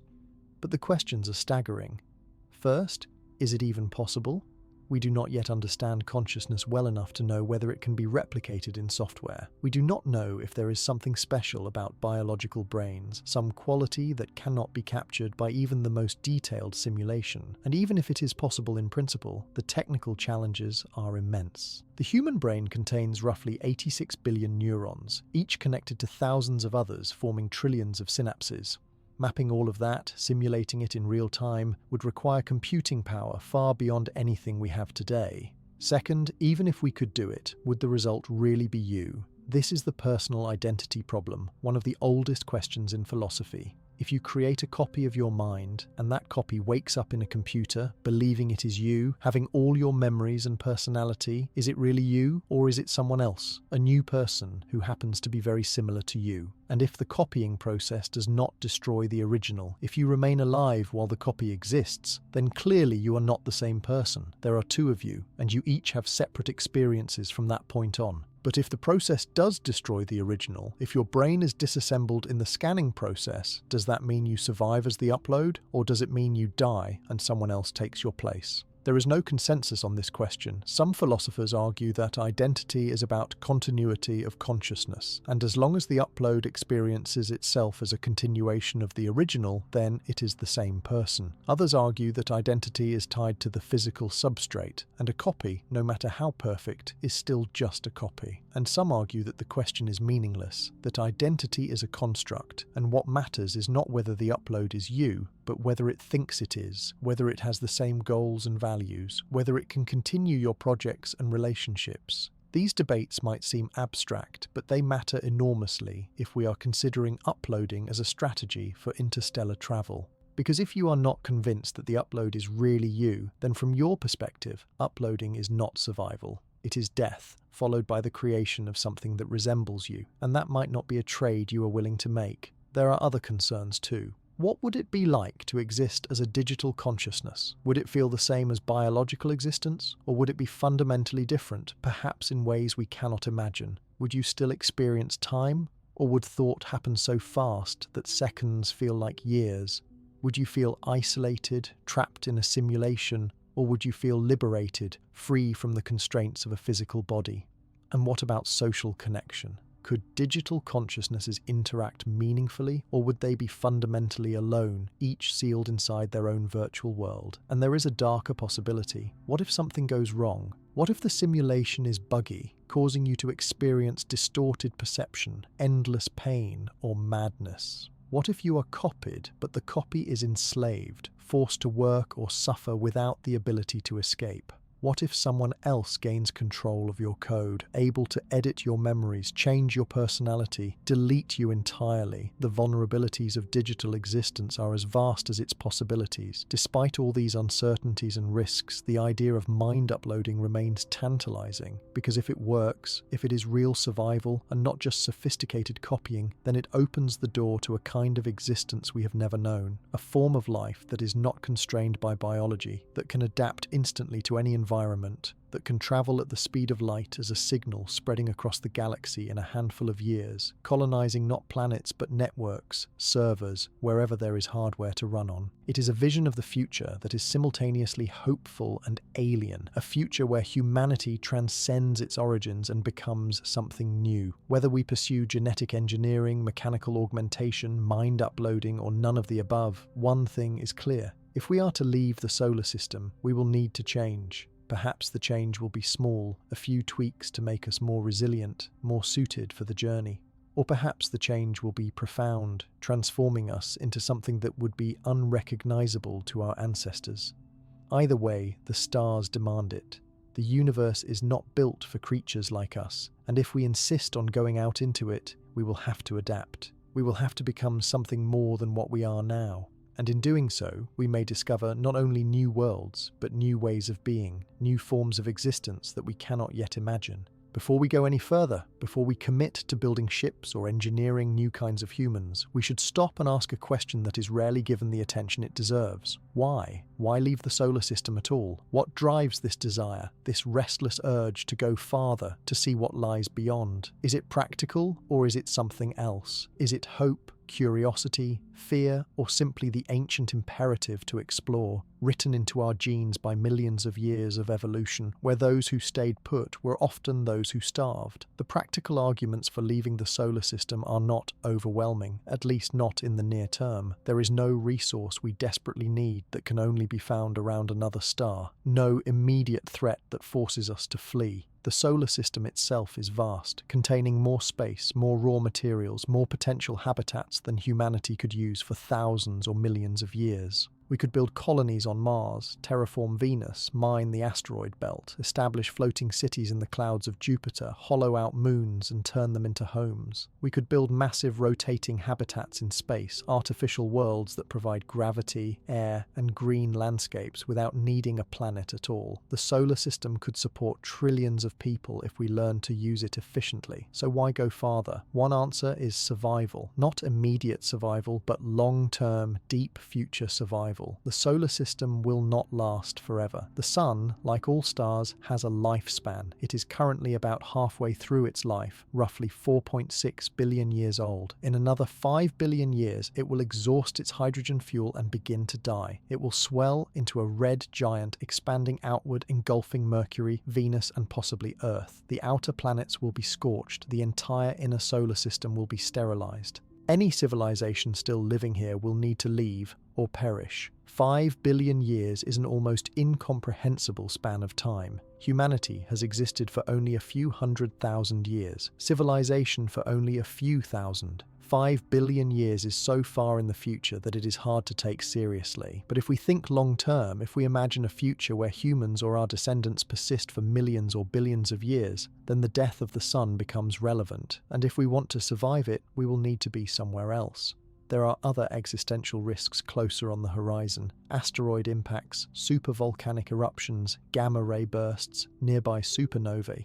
any of these could threaten life on Earth. We have already seen evidence in the geological record of past mass extinctions triggered by such events. The dinosaurs, famously, were wiped out by an asteroid impact 66 million years ago. It could happen again. Spreading to other stars would ensure that no single catastrophe could destroy us entirely. It is a form of insurance, a way to preserve the species even if disaster strikes our home. But insurance is not the only reason, and perhaps not even the main reason. There is something deeper at work, something harder to quantify. Humans are explorers. We have always been explorers. Long before there were ships or planes or rockets, our ancestors walked out of Africa and spread across the globe. They crossed oceans on rafts, settled remote islands, climbed mountains, ventured into deserts and forests and frozen wastes. They did this not because they had to, though sometimes survival was part of it, but because they could, because they were curious, because there was a horizon and they wanted to see what was beyond it. This drive to explore is not unique to humans. Many species explore their environment seeking food, mates, territory. But humans take it further.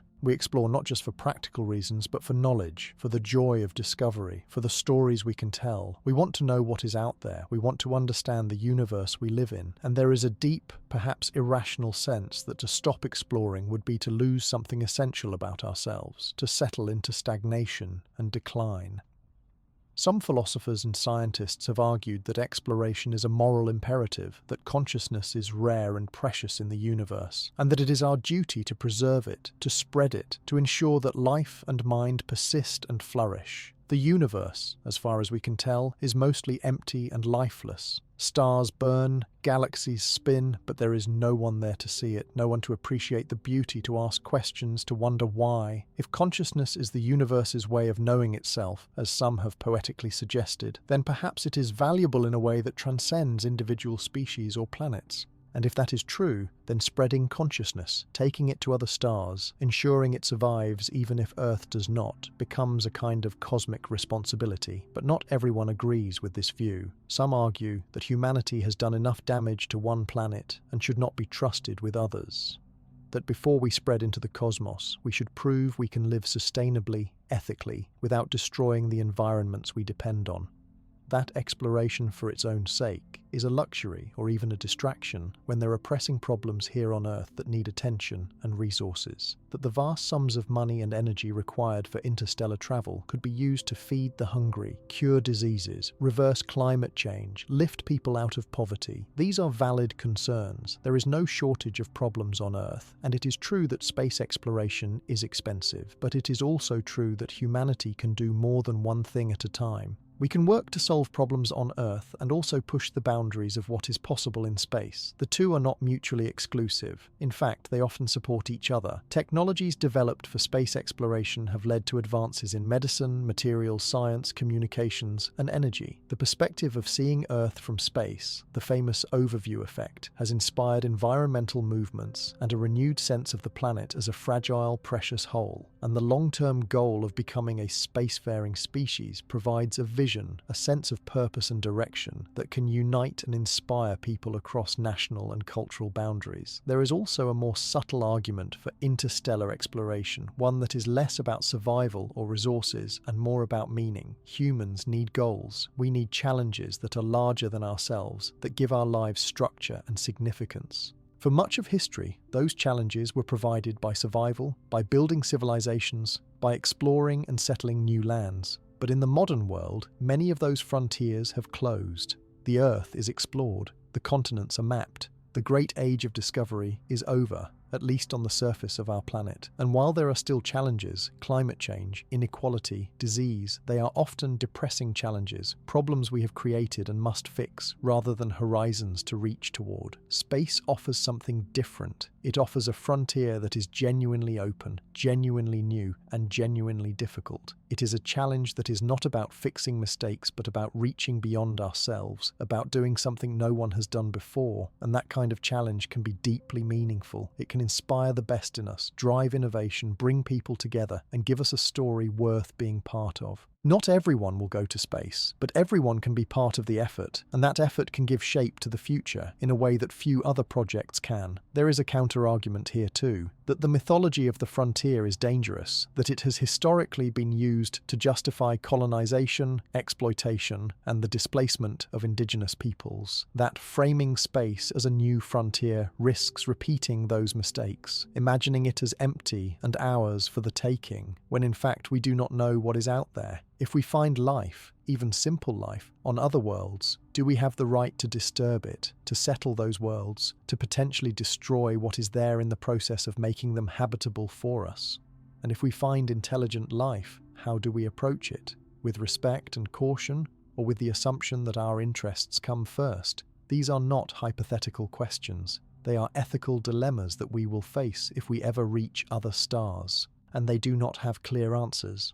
But they are worth thinking about now before we go, so that we do not carry the worst of our history with us into the cosmos. Perhaps one of the goals of becoming an interstellar species should be to become a better species, to prove that we can explore without exploiting, that we can encounter the unknown with humility and care. But let us return to the question of why. Because beyond survival, beyond resources, beyond the ethics and the meaning, there is something simpler.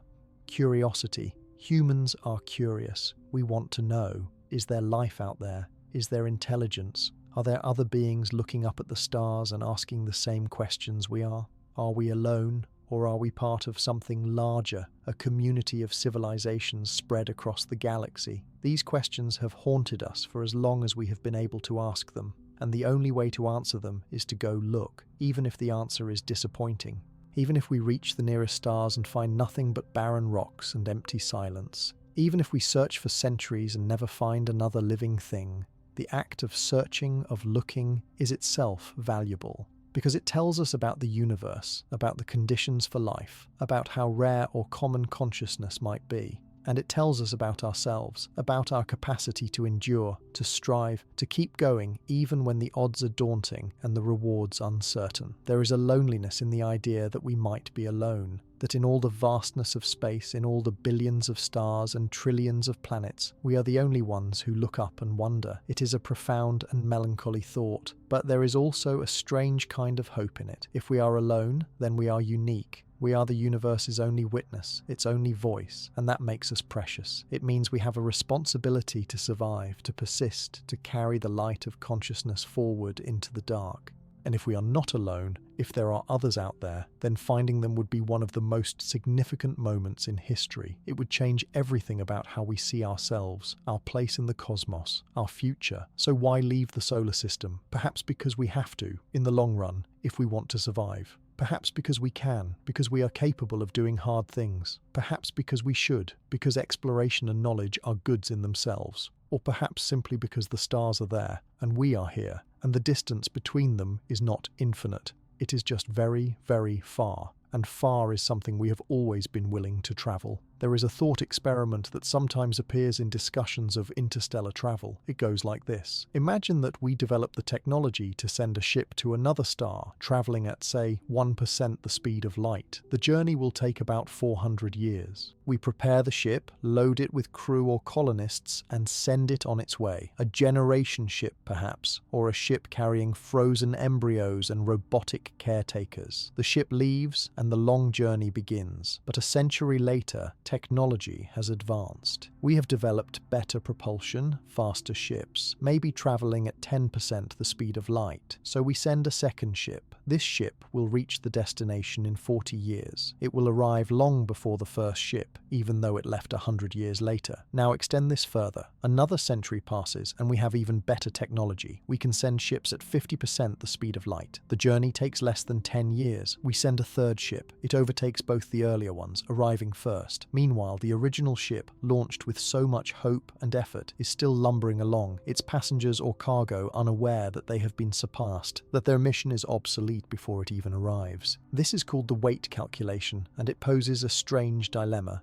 If technology is improving, if each generation of ships is faster than the last, when is the right time to launch? If you launch too early, you waste resources on a slow mission that will be overtaken. If you wait too long, you never launch at all, always holding out for the next breakthrough, and in the meantime, the stars remain out of reach. There is no easy answer to this problem, but it highlights an important truth. Interstellar travel is not just a question of whether we can do it, but when and under what circumstances, and with what level of commitment. It is not enough to build a ship. You have to believe that the journey is worth it, even if better options might exist in the future. You have to accept the possibility of obsolescence, the risk that your effort might be wasted, or you have to coordinate as a species or a civilization so that each mission builds on the last, so that faster ships support slower ones rather than rendering them irrelevant. This brings us to a broader question about timescales and planning. Interstellar missions are not like other projects. They do not fit into the usual frameworks of governments, corporations, or even lifetimes. Most projects are planned on scales of years or decades. A government is elected for a few years. A corporation looks to the next quarter, the next fiscal year. Even long-term projects, like building a cathedral or a city, usually unfold over a single human lifetime or two at most. But interstellar travel requires thinking on timescales that are almost incomprehensible.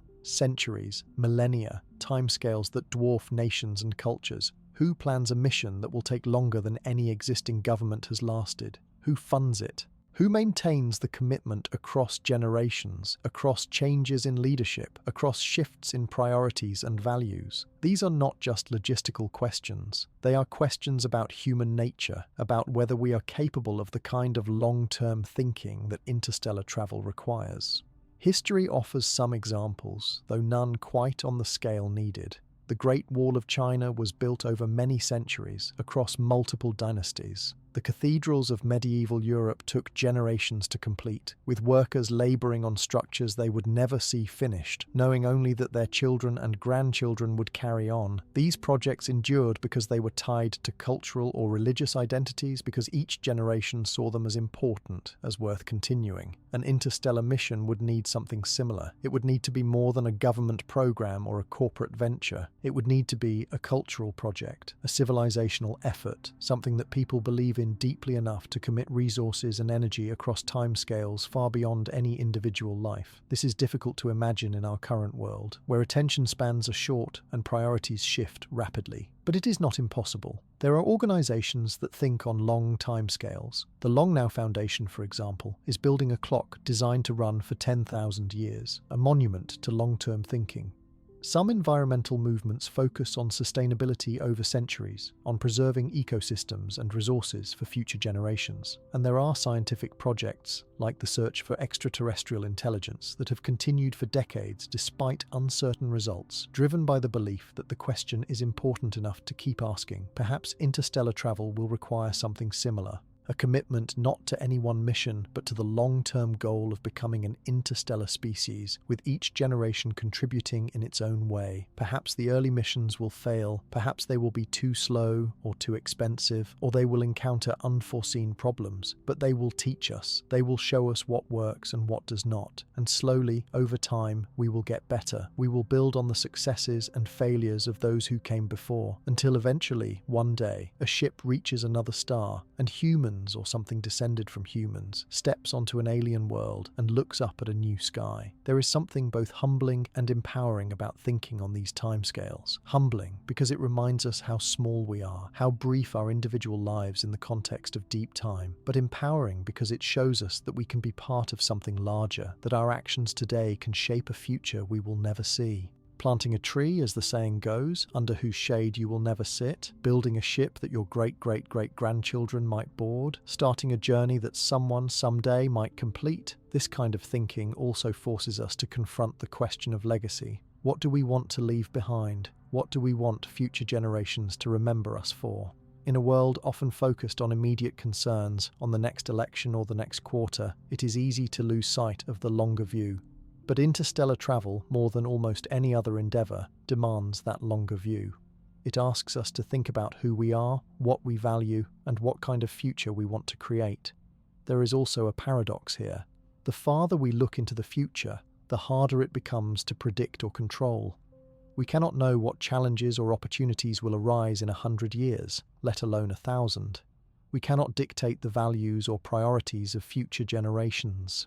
They will live in their own time with their own concerns, and they may decide that interstellar travel is not important, or not possible, or not worth the cost, and that is their right. We cannot bind them to our dreams, but we can give them options. We can develop technologies, accumulate knowledge, and build institutions that make interstellar travel more feasible. We can keep the idea alive, keep the conversation going, so that when and if the time comes, when the will and the resources align, the path is there to follow. In this sense, working toward interstellar travel is not about guaranteeing success. It is about preserving possibility, about ensuring that the choice remains open, that future humans, if they wish, can look up at the stars and say, yes, we can go there. And perhaps that is enough. Perhaps the value is not in the arrival, but in the striving. In the fact that we are a species that dreams of stars, that refuses to accept limits, that keeps reaching even when the goal seems impossible. There is a beauty in that, a kind of defiance, a refusal to be small or insignificant, even in a universe that is vast and indifferent.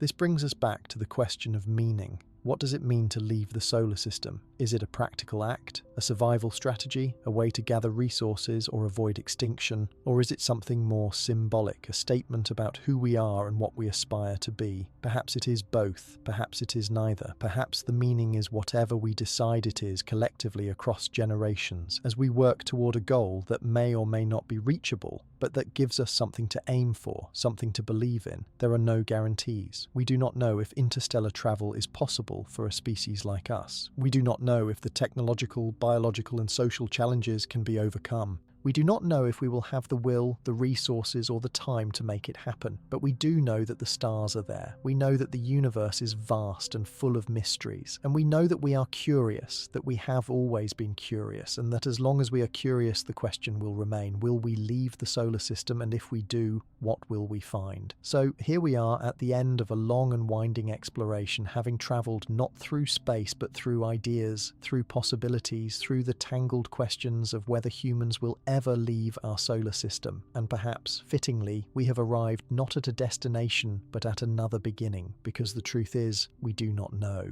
We do not know if it will happen. We do not know when or how or in what form. We do not know if the travellers will be flesh and blood, or silicon and code, or something we cannot yet imagine. All we have are questions and hopes, and the quiet, stubborn refusal to believe that this is all there is. Let us take a moment to look back at the ground we have covered. We began with the scale of the problem, the sheer, staggering distance between stars. Distances so vast that light itself, the fastest thing in the universe, takes years to cross them.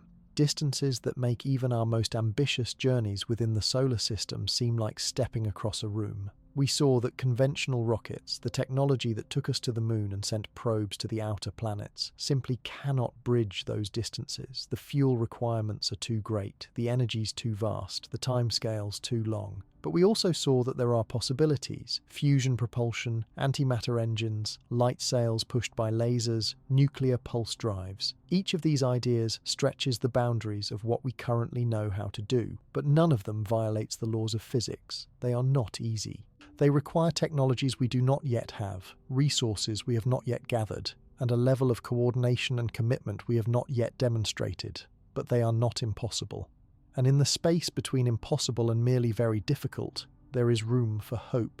We explored the challenges of keeping humans alive on such a journey, the radiation that would bombard an unshielded ship, the bone and muscle loss from living in microgravity, the need for air, water, food, and all the complex systems required to recycle and sustain life in a closed environment. We talked about generation ships, vessels that are not just transportation but entire worlds, carrying societies through the void for centuries or longer. We considered the psychological burden of such a journey, the isolation, the monotony, the weight of living your entire life for a goal you will never see realized. These are not small challenges. They cut to the heart of what it means to be human, to live in time, to need connection and purpose. We looked at alternatives, sending robots instead of people, letting machines explore on our behalf, modifying ourselves through genetic engineering or augmentation to be better suited for space.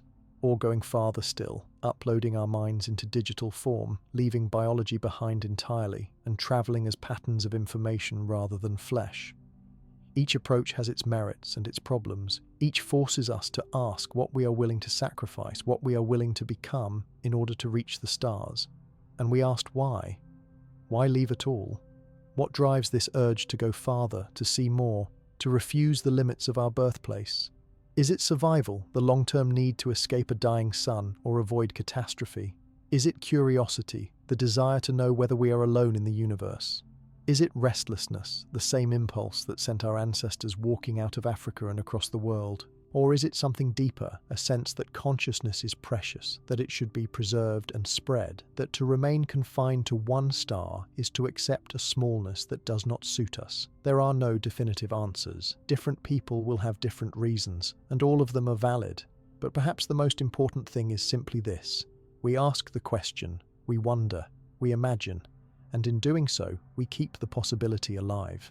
Now, as we come to the close of this long conversation, it is worth sitting with the uncertainty. We live in a time when humanity is more capable than it has ever been. We have technology that would seem like magic to our ancestors. We have split the atom, decoded the genome, walked on the moon, sent machines to every planet in the solar system. We have built a space station where people live for months at a time, orbiting the Earth. We have telescopes that can see to the edges of the observable universe, cameras that capture the faint light of planets around distant stars. We are, by any measure, an extraordinary species, and yet the stars remain out of reach. Not because we lack imagination, but because the universe is vast and the laws of physics are firm and the distances are real. No amount of dreaming or wishing will change that. If we are to leave the solar system, it will be because we do the work, because we build the ships, develop the technologies, solve the problems, and commit the resources. It will be because we decide collectively that it matters, that the stars are worth reaching for, even if the journey is long, even if the cost is high, even if we never see the result ourselves.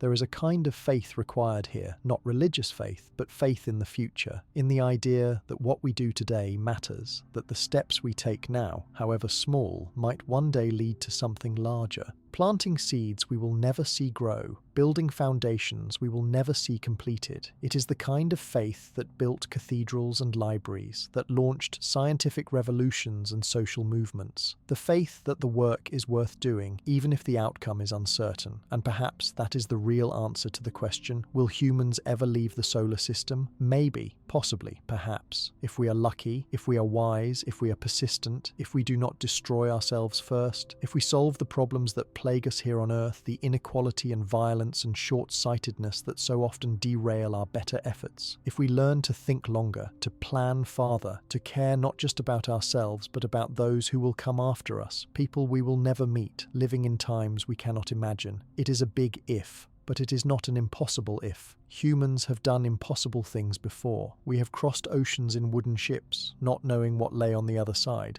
We have climbed mountains because they were there. We have cured diseases, ended wars, built cities, and dreamed up technologies that reshaped the world. We are capable of extraordinary things when we set our minds to them, when we work together, when we believe that the effort is worth it. And maybe that is what this question is really about. Not whether we will leave the solar system, but whether we are the kind of species that tries. Whether we are the kind of people who look at a challenge and say, "This is hard, but let us see what we can do." Whether we are willing to take risks, to make sacrifices, to invest in a future we will not see because we believe that the future matters. The stars are not going anywhere.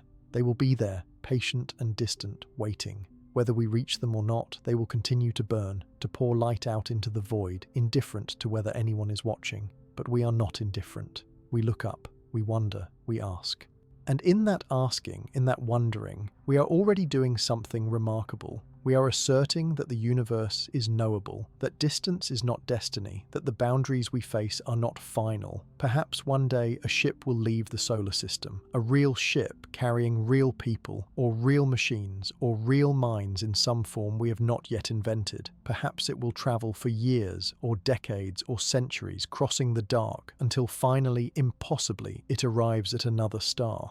And perhaps those travelers, whoever or whatever they are, will look back and think of us, the ones who dreamed it first, the ones who started the journey, the ones who believed it could be done, even when it seemed impossible, or perhaps not. Perhaps we will remain here, bound to this one star, this one small corner of the galaxy. Perhaps the distances will prove too great, the challenges too difficult, the cost too high. Perhaps future generations will decide that the solar system is enough, that there is no need to go farther, that the universe can be explored through telescopes and probes and imagination without ever leaving home. And perhaps that is fine too. Perhaps there is nobility in knowing your limits, in living well within the world you have, in not reaching for things that are out of reach. But I do not think that is who we are. I think we are the species that reaches, that always has, and maybe always will. Not because we are certain of success, but because the act of reaching is itself meaningful, because to stop reaching would be to give up something essential, some spark of curiosity or defiance that makes us who we are. So will humans ever leave the solar system? I do not know, but I know that we will keep asking, we will keep dreaming, we will keep looking up at the stars and wondering what it would take, what it would mean, what we might find. And in that wondering, in that endless curious gaze toward the horizon, we are already traveling, not through space, but through time, through possibility, through the long, patient work of becoming the kind of species that could, one day, make the journey. And maybe that is enough for now, to wonder, to imagine, to try, to keep the question alive. Because as long as we are asking, as long as we are dreaming, the stars remain within reach, not physically, not yet, but in the only place that matters. In our minds, in our hopes, in the stubborn, beautiful refusal to believe that the universe is closed to us. So sleep well, traveller, rest easy, knowing that the journey continues, even if we cannot see where it leads. The stars will still be there in the morning, and so will we, looking up, wondering, reaching, always reaching.